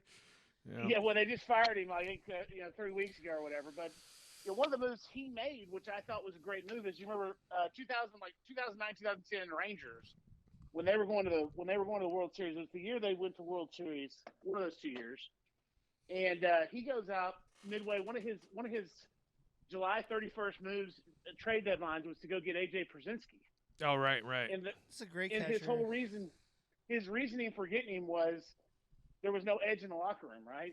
And AJ Przinsky brings an edge to the locker room because he's going to shove it up your rear if you don't do it the way he wants it done. He's going to fight everybody and anybody at that point. Yeah, it's just he's known for that, right? So they go out and get him because remember Washington is a great coach and a great player coach, but he's too friendly, right? So they didn't feel like they didn't have that edge in there because everybody's friends with the coach. Cocaine Washington himself. Yeah, so cocaine. So they go out and get Przinsky, and you can see it almost immediately. Like if you watch the game, because I was watching all the games at that time, you could see his presence. Like it cleaned up a lot of the stupid errors, like the stuff that you'd see sometimes if you get into the middle of the year. All that stuff gets cleaned up with the Przinsky, So I liked him too, Przinsky. Yeah. I think he's a straight up asshole, but I think he's he's your asshole, as the king of Juco said. I thought that attitude was awesome. Like, are we here to play, or are you here to just fuck around? Like, let's go win some games. Yeah, our shortstop at Juco was like that Flynn. He was a real prick, and when the base runners got on a second, where he stuck a tag, it wasn't exactly clean, and it would irk the other team, and I love that. I love that. You're like, man, that's the old saying, right? Yeah. Such a dick, but he's our dick, so we got to fight dick. for him. Yeah, it's good stuff. So, I think Clubhouse, like, that's that little box, but like the scouting dudes have to, everything's email now, but it used to be those little postcards, where they, write in there's, the one little box for the intangible. Like, that used to be such a big deal. Yeah. Somewhere online is the scouting card for the guy who went and watched Manny Ramirez play high school baseball at Washington Heights in New York. Mm-hmm. And he just writes, he is the best hitter that I've ever scouted. So that's all he says. That's all upper management needs to know. Sign him. He's the best hitter I've ever scouted. But we'll have, they say that with Chris Davis, Crutch Davis from Tyler Temple somewhere. Yeah. Out in East Texas, and the scout that was scouting him was there to watch him pitch that night. And I actually got to talk to this guy. He's actually a pretty cool dude. He was there to pitch that night, and he said he's walking back to the car. Said he goes up there and he sees Chris Davis is warming up. He goes out there and pitches, and he said he's just kind of like pretty good and whatever. And he goes, next thing you know, he goes in and he's walking to the car and he hears this, and he goes, it's a sound, you hadn't heard that sound before. And he goes back and he says he starts watching like, this kid's got something hitting. I think it was when he was like a sophomore or junior, Yeah. And sure enough, he did. But man, it was good. But somebody who y'all ought to have a segment on who I think is one of the most underrated of all the stories is, and you guys know, Billy Martin. Oh yeah, I've read a lot of. I think I read his autobiography. I could talk. We could get into some Billy Martin. What Dutch do you know about Billy Martin and his legendary, I guess, prickish attitude? Not a whole lot, honestly. Dutch Dutch would love Billy if he starts to There's so many stories about the guy, like just from Penny Beer Night or Nickel Beer Night. Do you remember that story over with the Rangers? Yeah, I know that one. I mean, he's a legend. He got fired by Steinbrenner 7 times. You talking about a manager or what? Yeah, he was a player and a manager. And Billy Martin is one of the most legendary baseball personalities there ever was, because he wasn't that good with the Yankees, but he loved being a Yankee so much. And he was drinking buddies with Mantle and like Whitey Ford and all these dudes, they just go out to the Copacabana Club and get blasted. And My kind of people. yeah, right. And Martin got traded because management was kind of worried about his influence on the other star players. Like, this guy's not a star, and now he's like, Mantl's drinking, but he's getting Mantle in trouble. So he kind of got traded just because he was seen as a troublemaker, which he was. But he was like, they loved having him on the team because he was kind of the heartbeat. He was really scrappy, and he was a good player. He was a really good player, and he was really clutch in the postseason. If you go look at his Yankee postseason stats, and then ultimately he turned into a manager. But he has so many legendary managers. He's the guy that got George Brett's pine tar bat thrown out. That's crazy interesting story because Is that where where George Brett charged the umpire or whatever? yeah, where George Brett lost it. But Martin said he knew the tar on George Brett's bat was like past whatever the MLB rulebook said, and that Brett would do that. He goes, yeah, but I'm not going to call it on it. I'm going to wait until Brett has like a really clutch hit against us. That's funny. In a really crucial spot, and then I'm going to talk to the umpire about the rule. So that's why Martin waited until it was like a home run down the pennant drive. It was like the pennant race, and he goes, all right, this is when I'm going to use it. And he goes out and says, that's got pine tar past the thing. That's funny. So, like, that's how savvy Billy Martin was, and he did all kinds of stuff. He one thing he did was they were playing the Mariners, and I want to say, like, Dick Williams or one of the managers was like, they're throwing the junk baller today, so let's make the batter's box 1 foot longer in front so dudes can move up in the box and try to hit it before it breaks, and never bullshit a bullshitter, because they were playing Billy Martin, and he notices everything. So he goes out there, he goes, he told the umpires, like, I want you to measure this batter's box. And sure enough, it was a foot too long. He's like, I think he just, that kind of stuff, man. Foot's a lot of, oh, man. Yeah, Billy Martin difference. is so many, yeah, well, but I love all those Yankee bios are great.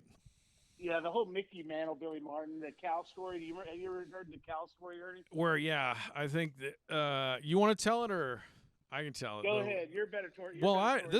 I think it was because I can never remember whether it was always like Whitey Ford or Billy Martin, but I think what it was is they were in Oklahoma. It was him. That was during the Rat Pack days. So they had Whitey Ford. Yeah. They had Yogi Berra. They had Mickey Mantle. And they had those guys, and it was Mantle and Berra, or Mantle and Billy going to go hunt. Yeah. So he comes out to Oklahoma, which is where Mickey Mantle's from. They're gonna go hunting. And what you do is, if you're going to go on some rancher's property, you just, like, go up and knock on the door. And if you're Mickey Mantle, of course, they're going to let you. But they had, like, some good hunting land, and Mickey's tells Billy to wait in the car I'm going to ask this rancher if we can go drive around, go hunt. So he goes up there, and the rancher's like, oh, man, yeah, absolutely anything for Mickey Mantle. But you know what? You could really do me a big favor. I got this old horse who's sick.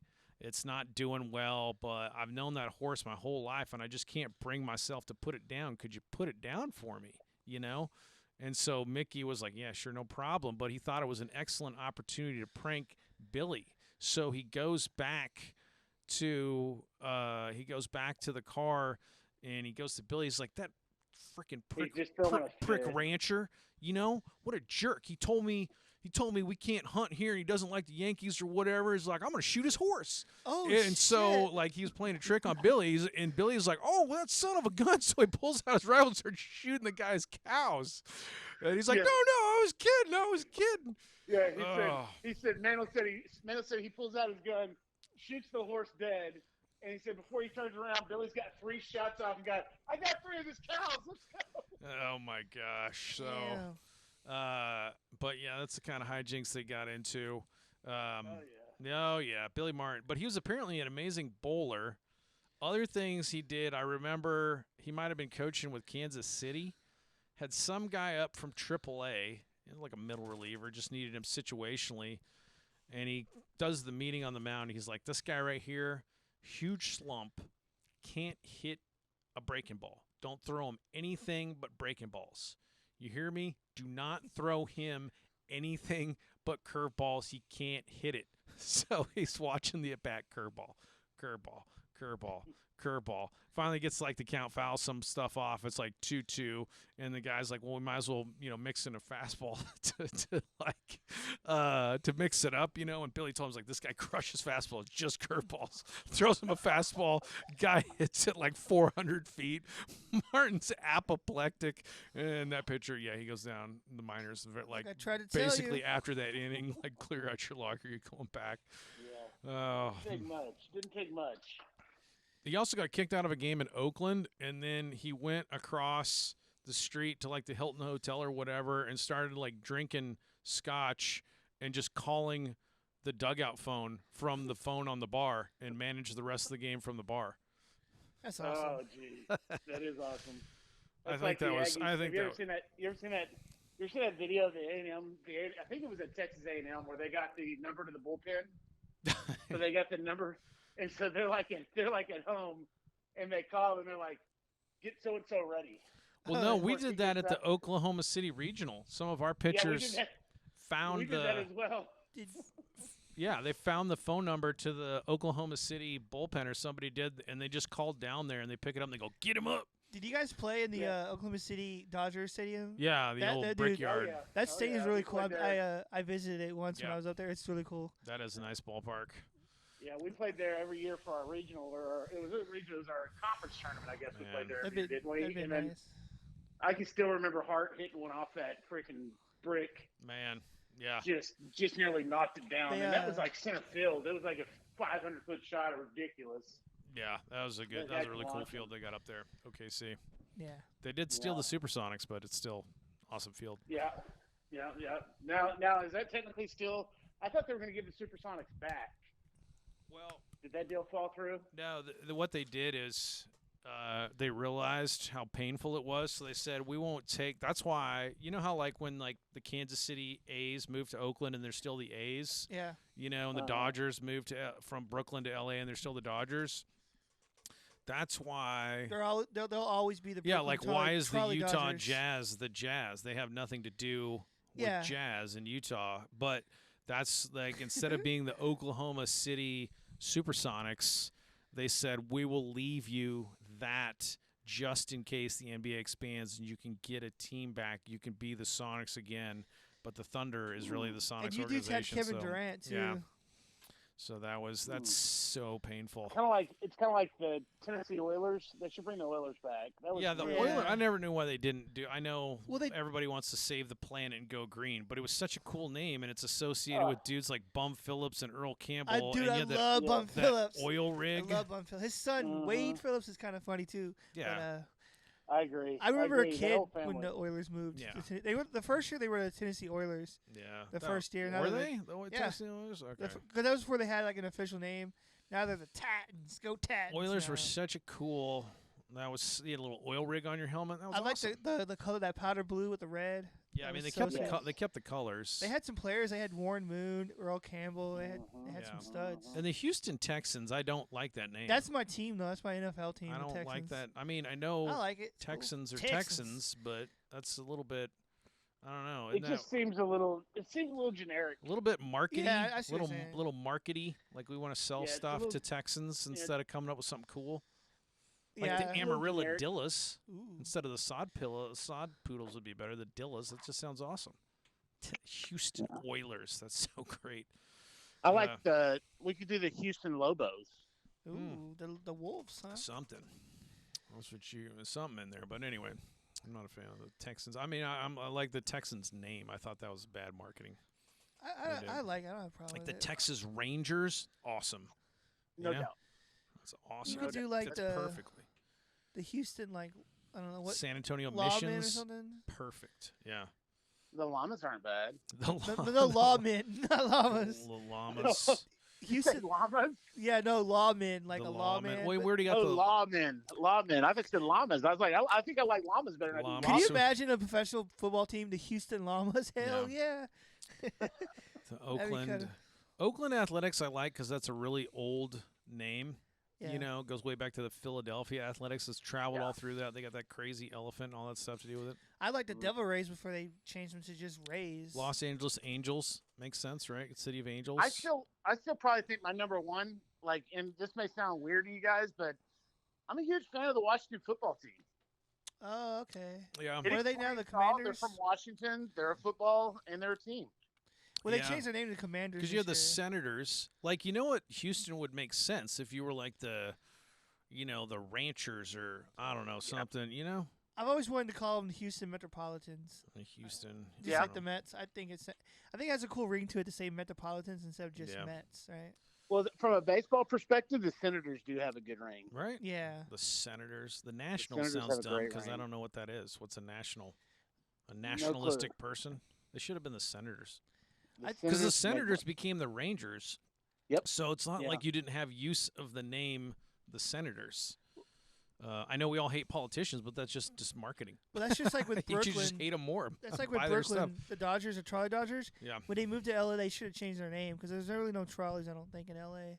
Yeah. Maybe in San Francisco they could be called the Dodgers. Well, and I guess what's a Royal? Kansas City Royals. The Is that like the Royals, Royal that's family? weird, What is right? What is a Royal? Like, what you is really a get Royal? into it. The You know- Expos was the best one. Oh yeah, Expos 100%. I love Expos. Expos. Still my favorite. I like the Marlins, the logo. Miami Marlins. I think that's The kind of Expos Marlins are logo not bad. doesn't even make sense. Yeah. The Marlins.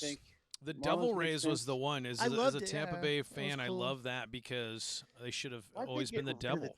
Keep the Yeah, Devil. why'd they get rid of that? Well, they said because it had devil in the name. They said being called the Rays is more family friendly. The Devil Rays. Yeah. It's not. They got exactly 0 more people going I don't to know the if stadium when if changed the people name. were complaining because oh my god, it has devil in the name. Change it. But I What don't about the know. New Jersey Devils of the Hockey League? Nobody cares. Meanwhile, There's meanwhile, devils kids out there. meanwhile, kids have to skip over 2 porn channels to get to the baseball game. So Do you know? I wish we lived like in a field so we could be called the Houston Cornhuskers. That'd be fucking Wasn't sick. there? Oh, that's another. I'm glad you mentioned that. Wasn't there like some I love Cornhuskers. Little League The name. World Series kid when they said, "Who's your favorite actress?" and he goes, "Alexis Texas." The porn No. star. Yeah, I saw that, and I was like, "Well, that's perfect because the only right answer for the ESPN employee is like, well, I don't know who that." Right? He has to act like he Yeah. doesn't know. But everybody knows who Alexis Texas No, is. I mean, I don't know who Alexis Texas is. What are you talking about? Who's Alexis Texas, Dutch? yeah, Who's like yeah, you have to explain that to the higher ups at ESPN. well, That's the she conversation. was this. Well, how would you say that? Like, oh, she was this film star. It was a win-win. she's just an artist. It's Yeah. like I don't what is what's that word you said? Pornog. I don't even know What what you that say is like she was an independent is that? movie star, an independent movie star. She's in like Independent she was in. actress with She was in vaginal what juice. movies? Would I have seen her in any TV shows or what movies? Like in theaters? No, it was like more like online exclusives. I kind don't of thing. really. So just like dramas and things like that. like, Drama, not so much. like, you know? was she? What did she play? Was it like she was like you a know, teacher in the inner city? Like what? She played like what? everybody's friend. She was Okay, everybody's friend. All One of right, those interesting. characters. I don't know. One of those characters. I don't know Was what she that on is. Dangerous Minds? Yeah, like something like I don't know. She was on Just to CSI. act She's a like you Julio. don't know. So that was genius. I love that because people was like, somebody was like, well, they're getting fired, but they're not. They're not getting How fired. did they Well, know my- like, what the I kid was going laughed to say? so hard. I laughed so hard at some of those intros where they bring in like some of the fake intros on those where they bring in these guys. They're like, "Here's little Johnny. He's 12 and and he's like, "Hi, I'm Johnny. I'm 12." And then here's Jose. Jose is from Lower City, Pennsylvania or whatever. And he gets on. It's like this 30-year-old. Hey, I'm Jose. I like. I'm curious if Alexis Texas is still active. I'm not. I'm just guessing, but I'm saying yes. I would. There's We've- no way I would ever know we've gone that. There's downhill no way I here. would ever know that. We have. Check this out. So check. This is the one thing I want us to get back on the rails with. So, and I tweeted this, and I'm going to bring it up if I can pause it. There we go. I don't really watch a lot of this stuff, but I'm just curious. Nobody knows anything about it. It's not good for you. I'm just Hey, guys, acting like you're not aware of it. You actually have to do work, Jimmy? No, I can't see video right now. So if y'all are bringing something up on the screen, No, we're you'll not. hear it. You'll hear the audio. I didn't mean to click on. You'll hear. I'm so worried about what the audio is. No. This is a call of the Frontier League Championship, Oh, she's still around. and I tweeted out. weird. I tweeted it out because it's a French call, but it's a game-winning double right down the left field line. Runner from second gets sent and scores at a play at the plate, and it's awesome. And the only way I can do this is I have to hold my mic up to the laptop so Jimmy can hear it. But if I talk too much, I'll get echo. So I'm just gonna unmute this for a second, and then I'm gonna play this thing. It's awesome. Here we go. Let me back it up.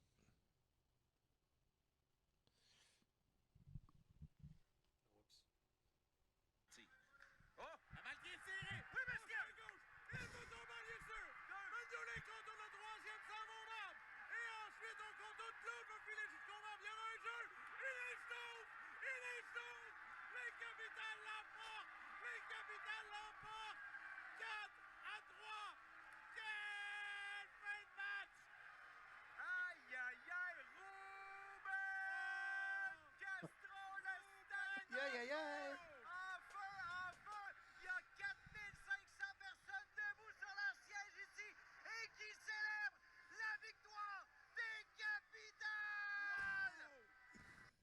La victoire, les Capitales. Now, if you don't think I'm watching every French broadcast of the Capitals next season, you'd be wrong, because that was an awesome call. If they're like, the French language is just beautiful. Dude, I want that clip for everything. That like when someone's about to stumble, but they collect themselves. Yeah. And recover. Like someone's in the store and they're dropping something, but they catch it before it breaks. Oh no! Oh man, I want to learn It could French. go with so much it stuff. was Yeah. such a good call. But yeah, check that out. That's how I kind of want to outro. We have a lot of bump music we didn't really get to, but we got Jimmy on the horn. I don't know how long we've been going for. I never know. 2.5 hours. What? Really? Yeah, we've been No. going for 2 hours and 35 minutes and 18 seconds. That's crazy. We're just talking about Yeah, it's- nothingness. It's Mucho like tiempo, a time mucho warp. de personas. And I think we might have bad sound. I think we might be way too loud. Yeah. So we're gonna have to adjust that maybe. Well, it's not about the sound level; it's about the content. If we got good shit to say, people will listen. I think we can turn it. I think you could turn it down if you watch on YouTube, right? I don't really know. It shouldn't be that loud because I don't see the levels. I guess it's. I don't know. in Sometimes Restream. These streaming things like to mess with us. Yeah. Because is what I it listened is. to it on YouTube and it was like it kind of sounded a little loud, not like aggressively loud, but our voices sound kind of staticky, sort of. Let's go to the audio. Bunch of bullshit. God damn. Well, Ern, how did your Seattle Seahawks do this weekend? I didn't even check up. I on didn't them. even watch the NFL. I heard the Cowboys won. Which is The stupid. Seahawks, Right. who knows? The Texans lost, unfortunately. Yeah. Like the We- Seahawks got stomped. We Yeah. played the Broncos. Let's ride. We lost to Russell Wilson, but I don't know if there's like a limiter. I don't know. hard limiter. Auto gain control. Is that what you do? Something? Turn that on. But I wonder what that does. Let's just try auto gain control. See if it does it stop it from blowing it out. I don't know. Apparently not. What you gonna do, folks? Who knows? These things are It's another tricky. show. Sound is always an issue, but we had sync problems last episode where my lips are moving and the sound ain't coming. I'm at just the gonna same pick time. a random song here and play it while we chatter here. Okay. Is that Alright. cool? We'll play this one. Let me turn it up a little That's bit. the. Oh wait, you can't turn down Jimmy though. Okay, that's what I did here. But either way, Okay. I don't know if Jimmy can hear that, but he'll listen to it later. I'm gonna I'll change listen it. to it. There we go. It's the Nice. outro. Yeah. There might What's be a the- way, like I gotta get like video where we can put Jimmy's head in the corner. Figure That'd be that out. awesome. Oh yeah, those are cool. Do that. What's the outro music for me now? It's kind of country. Like a yeah, I like it. Kind of country. your classic, I guess. What do you Well, call we've it? been going. We Front porch appreciate anybody pickings. tuning in to our crazy loud broadcast. Ricky's Hopefully you been can listening. turn the. Has he? What's Yeah. up, Ricky? He's been commenting in the comment box there. Oh, there you go. He said Ricky's "Go there. Cowboys." I'm like, not a Yes. fan. How about them I like Texans? Did the Seahawks lose? Is that what it was? They got Yeah, killed. they lost They 27 suck. 7. So like, it was funny because the first week Where's Russell Wilson? Is he injured or is he sitting out? No, Is it- Russell Wilson's with Denver he now. got traded Oh to my the. gosh. What's funny is like the first week, everybody was overreacting because Geno Smith got the win. I'm like, dude, they won by a point, or whatever. It was the first week. Calm down. He's not some legend. What you gonna do? They got a Super Bowl. We like Seattle never had that before. So You know what, dude? A lot of people Should have had jumped. two, but A lot of people jumped on that bandwagon, and it kind of was annoying when everybody's like, "Go I Seahawks." didn't jump on the bandwagon because I bailed like in middle school or something, like after Bosworth, and I can Yeah. never really claim to have been that big of a Seahawks fan. So They had John Kitna like back even in though the I'm day. from there, they're like, "Well, you're a Fairweather fan." I was like, "Well, I made no qualms that I root both Washington and Texas, and it is what it is." I mean, I was happy to see Seahawks win, but I wasn't like even a crazy Seahawks fan then because I lived in Texas and they They sucked when I was a kid, so what are you going to do? Yeah. That's them old Seahawks. We had Dave Craig. We had Steve Largent. People don't remember that. Great receiver. Largent from Oklahoma as well. Didn't you guys have Warren Moon towards the end of his career?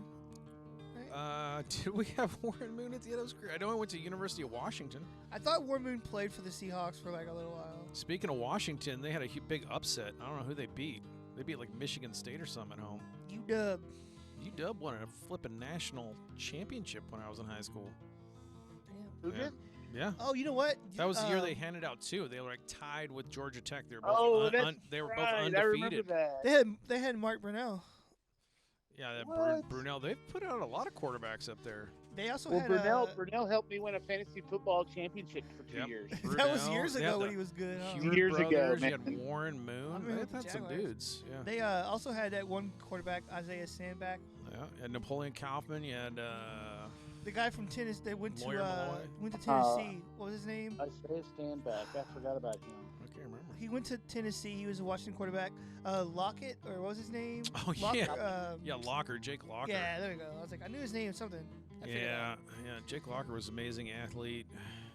He was one of those dudes. He's one of those dudes where he was, and they've had a couple of those like Tuiasa Sopo guys that have kind of like either gone MLB and stuff like that. So They've had some dudes. they've had some dudes. Those Huskies up there. How about them Longhorns though, huh? They've had some dudes. Did they beat? They beat the Roadrunners though, didn't they? Who, Texas? UTSA, but Yeah. UTSA did all right. I was hoping UTSA would pull it off. You know, that'd have been cool. You just want them to be in a game. You know what I mean? I really like UTSA's football program, and I was really hoping they'd pull it out. But the last I checked, I was like, I think it was like there was just a little bit of time left, and they were behind. So I was like, I'll think- root for think- their think we baseball team, lost. but with football, it's all about the Longhorns and Nebraska, of course, because Nebraska football fired Scott Frost because he was a terrible head coach. But I bring back the option. If there's just like one team that goes old school, I guarantee you'll win a national championship. think so. I think so. I would Option. love to see Nebraska over and football over be again. great again. Over and over again with You the know? option.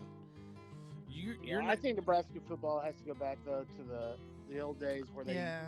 just ran the same offense. Like everybody in Nebraska, from little league all the way up to college, ran Yeah. the same Nebraska offense. You know what I mean? and here's what I'm saying about the option offense.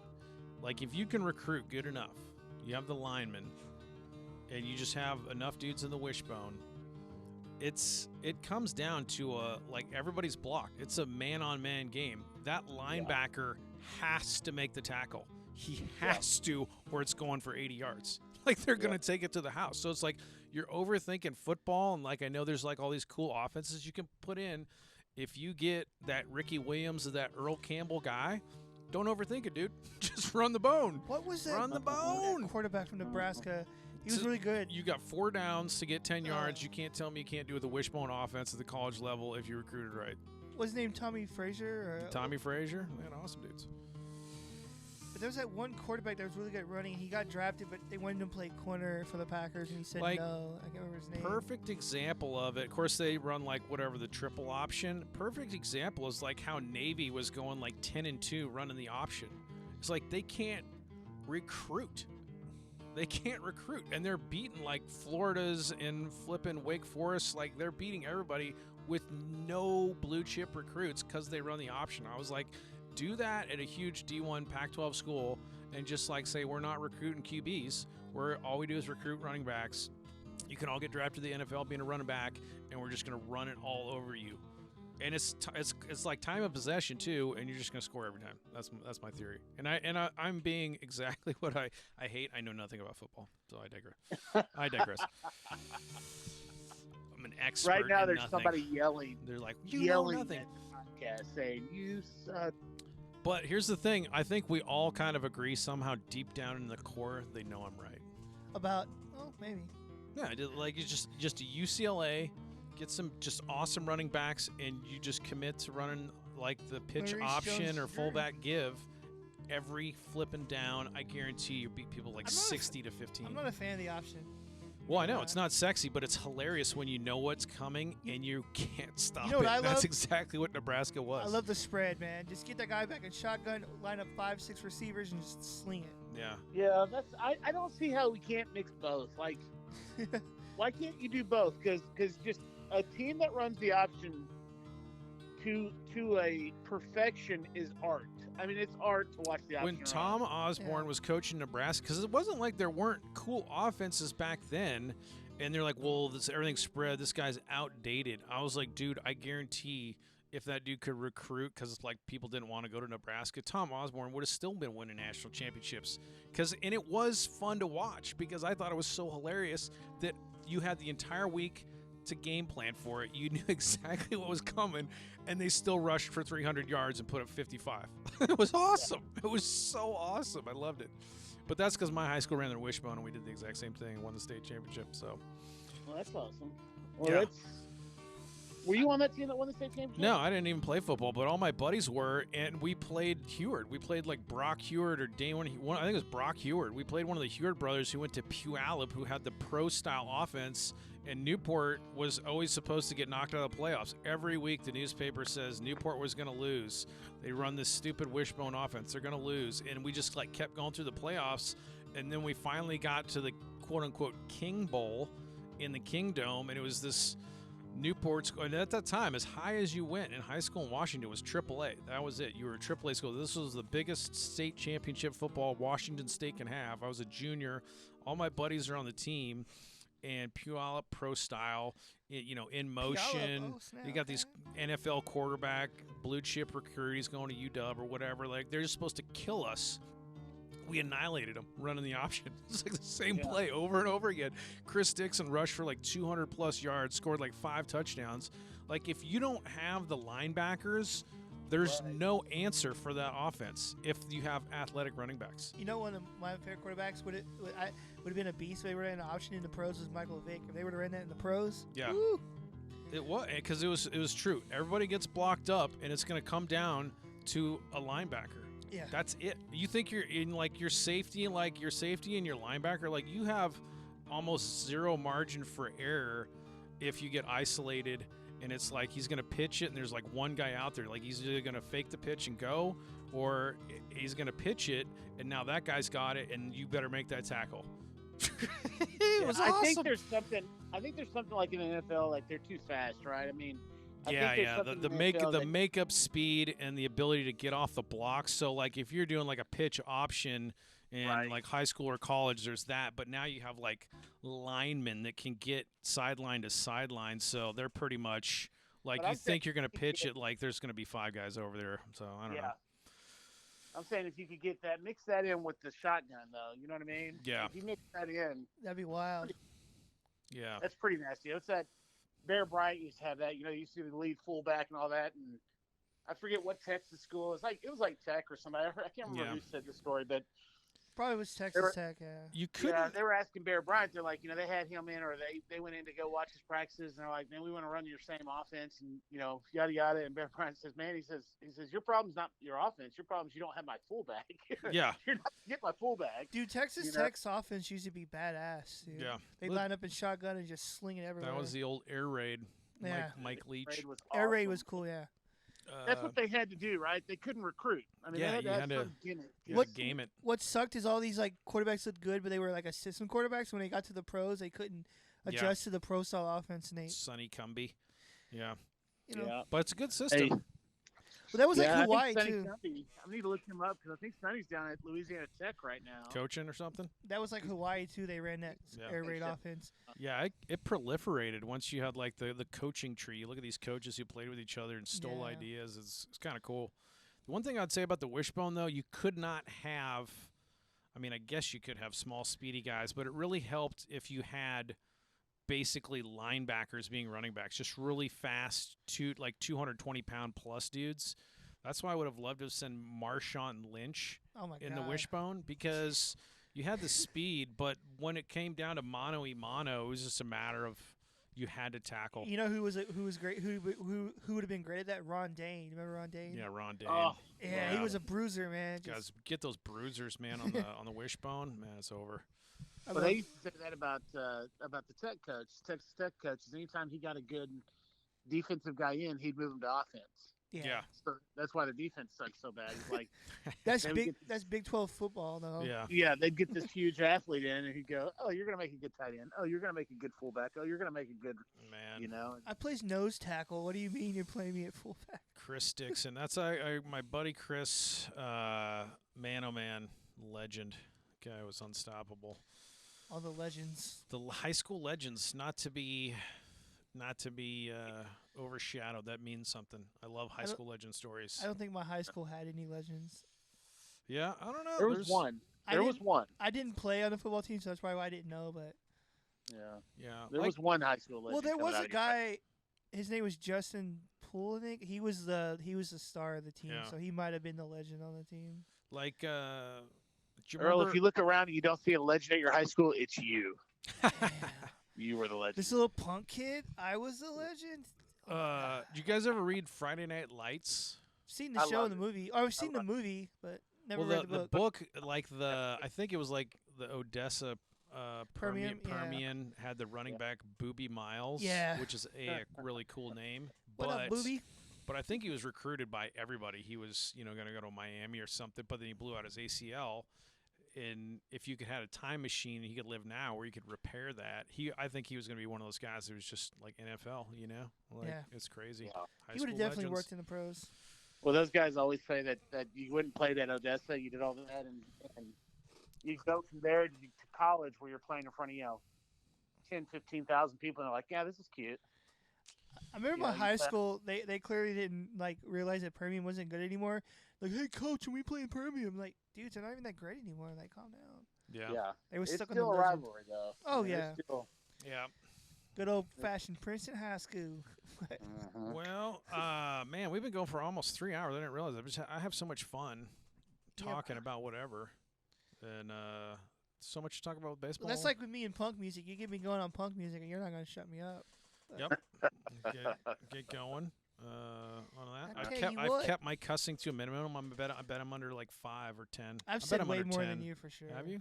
Yeah. I can't. It's tough for me. I say shits and fucks a lot. When Y'all we should had y'all should Jimmy on. Oh, I'm sorry, Jim. Go ahead. You also have a cursing minute, just a cursing minute to get it all Yeah. out, and Uh, tell everybody, "Hey, turn it off for the next minute." I listened to the one where I was talking about Lubies, and I for some reason just lost it. I got really excited about Lubies, and I just started dropping f-bombs. I've And never to me, ate it was like Lubies. unlistenable. I was like, man, that's just I've you never, shouldn't Never ate you shouldn't Lubies? get that excited. I've never had a dropping single meal at f-bombs Luby's. about Lubies. I'm telling you right now, your life is a fucking disaster. I'm sorry. Did I That's cuss? fine. I don't care. I'll I say black this out every time we talk Luby. You black out. It's so good. Like, for I've people never who been don't there. know about Lubies, like it's hard to explain that old lady's recipes, but I had some Lubies mac and cheese the other day because I was trying to get it out of the freezer. It was one of those family style meals. Luby's restaurants closed down, right? Probably. Yeah, I thought they closed down. But you're like, how much better can it be, right? It's just mac and cheese. Their frozen fish is amazing, though. The Luby's frozen Yeah, fish. it was exactly my amazing. point. So Like, you sit there, I you don't- get. Go ahead, I Jim. don't want to overhype their food, but it's what I feel like the cafeteria in heaven's going to be like. Yes. Hey, I'll say this though. I'll say this. That's the slogan that could have Since you saved guys the are- company. Since you guys are right there. Luby heads, you can answer this. If their We'd food still was be in so, business today. if their food was so great, why their business model fell? Like, why are they out of business? As Their people food- don't know how to properly They don't- eat I get it. and pick restaurants. But yeah, that is exactly when we go to heaven, we're grabbing a tray, we're getting in line at Luby's because it doesn't get any better. Yeah, you know what? We're going to wait an hour because it's worth it. Yeah, and here's the thing, like you can't. I think that's like the sign of a greatest food ever. So like the guy like invented the cronut, right? So he made a Right. donut. Those things? Well, no, they're different. They're different. Oh. They're like cronuts, but he had to invent something new. But you're really Wait. I'm just hearing this, guys, but you didn't just show them your nuts, did you? No, we No. have some HEB Okay. donuts down here off I screen. pointed to something like those. I No, imagine Dutch just pulled his nuts out and showed them to you. no, I'm not- we're I'm not not going to do I'm that. not ashamed. I don't care to be. I'll be naked in front of people. But So anyway, go ahead about the crow nuts. I'm sorry. but like that kind of like took the world by storm, and then this guy got really famous for this new food or whatever, and people are always doing that. But what happens when you take the thing that we've had a million times? Because I've had Kraft mac and cheese, you got this mac and cheese, you got Stouffer's mac and cheese, all the mac and cheeses in the world we know, and it's all pretty darn good. and then you take it, and then you put a bite of Luby's mac and cheese, and you're like, that is noticeably better.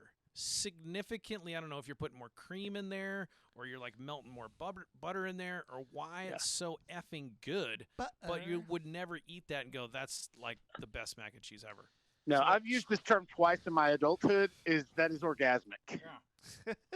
That's how good that food is. He's like adulthood. They just take regular stuff and it's the cafeteria in heaven. That's exactly what it is. Velveeta, I don't know. Velveeta's pretty good, man. I don't know, man. You got to get some of that Luby's. But I will say homemade mac and cheese is the best, yeah. Yeah. So it's all good. I don't know what else to say. I just love we got Jimmy Me Corazon Campbell on.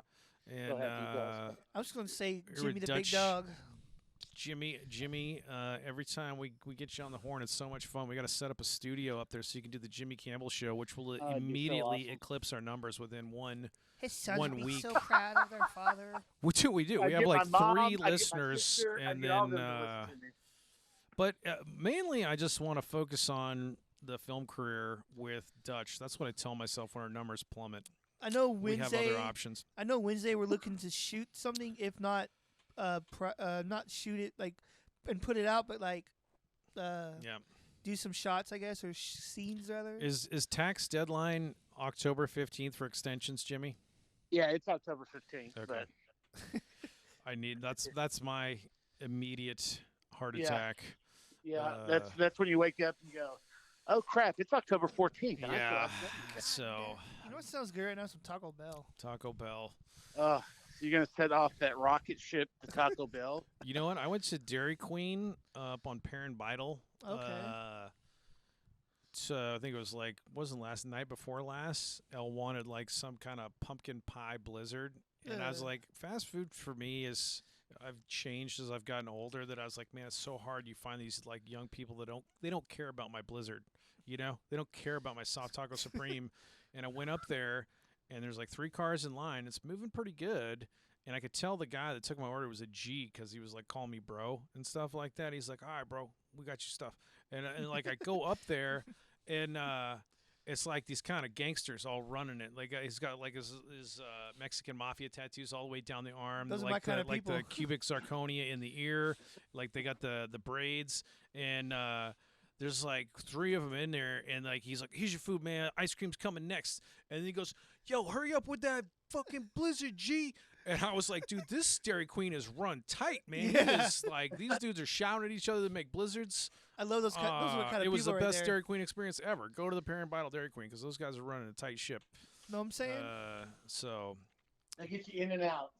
and I don't know that Hurry up with that I No blizzard, don't. G. complaints. No complaints. I do not know that the diamond in his ear was a CZ or maybe that was a huge diamond. Can we and get just a working at DQ? Can we get a 3BGB shirt made that has on the back has a slogan? Hurry up with that.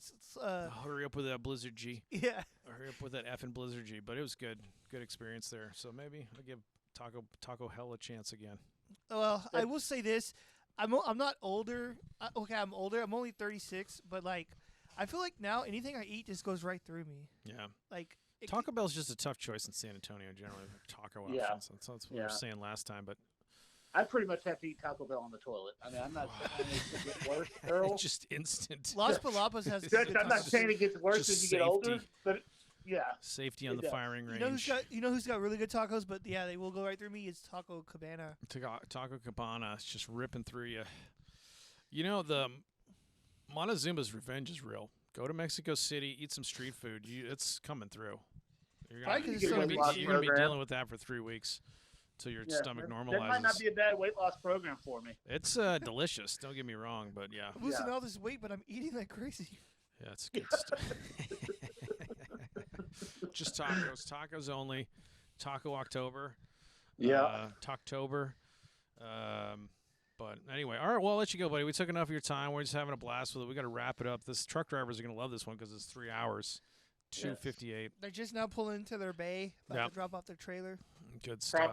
Props out to all those truck drivers listening to us on the road. All right. This goes out to a loudmouth Larry out there on 75 driving up there, the Tyler. Shout out to Ricky and Samantha and everybody up in Dallas. Our German All right, listener, which boys, might be y'all sister. take All right, care. buddy. Have a Yep. good- Appreciate you, Jimmy. We'll be in Have a touch, good one, bud. man. We'll Watch talk that next week. WBC. I think it's coming on. Tell the kids I said what up. I sure will. Talk to y'all later. All right, bud. Awesome. Right there. Then we go back to bump music and just start bumping out. You like that one? It's a perfect outro one. That's it kind of it. has that blues type feel. Well, if you're on the long haul, that was a long-ass show. It's our longest show yet, and I don't think we talked about anything of substance. It's been almost 3 hours. It is almost 1 o'clock in the afternoon right now. I don't think we've talked about anything of substance, and that's exactly how it should be. I agree. We had some substance sprinkled in there. I mean, I was just talking about random minor leaguers. I was like, I don't, Then we talked What'd you about some do? Billy Martin. I don't know. You got to read some Billy Martin bios, man. That's where the good baseball stuff comes I from. noticed the he was. bios. I was reading his stuff while we were talking. I see he was a comedian. Billy Martin? Yeah. I didn't know that. Oh, he was. Hold on. I think that's what You're that reading said. about the different Billy Martin, maybe. It's maybe a common name. He played for the Yankees. He played for the Yankees. He was a good bowler. Oh wait, hold on. Is this a different guy? Yeah, Alfred Manuel Martin Jr. called Billy was American League Baseball second baseman. Yep. Yeah. Well, maybe. I don't know. He did everything.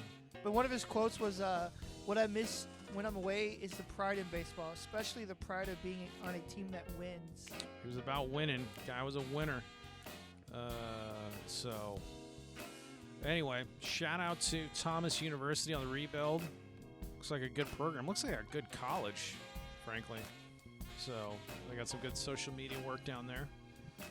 Appreciate you. Who else? UTSA just missed taking down them Longhorns. Hook 'em horns. Saw some basketball highlights. I want Sammy Diaz to get back on the court. Shout out to Bucked Up Energy who fueled me through this episode. Sponsors want to take us, so we'll get down to filming.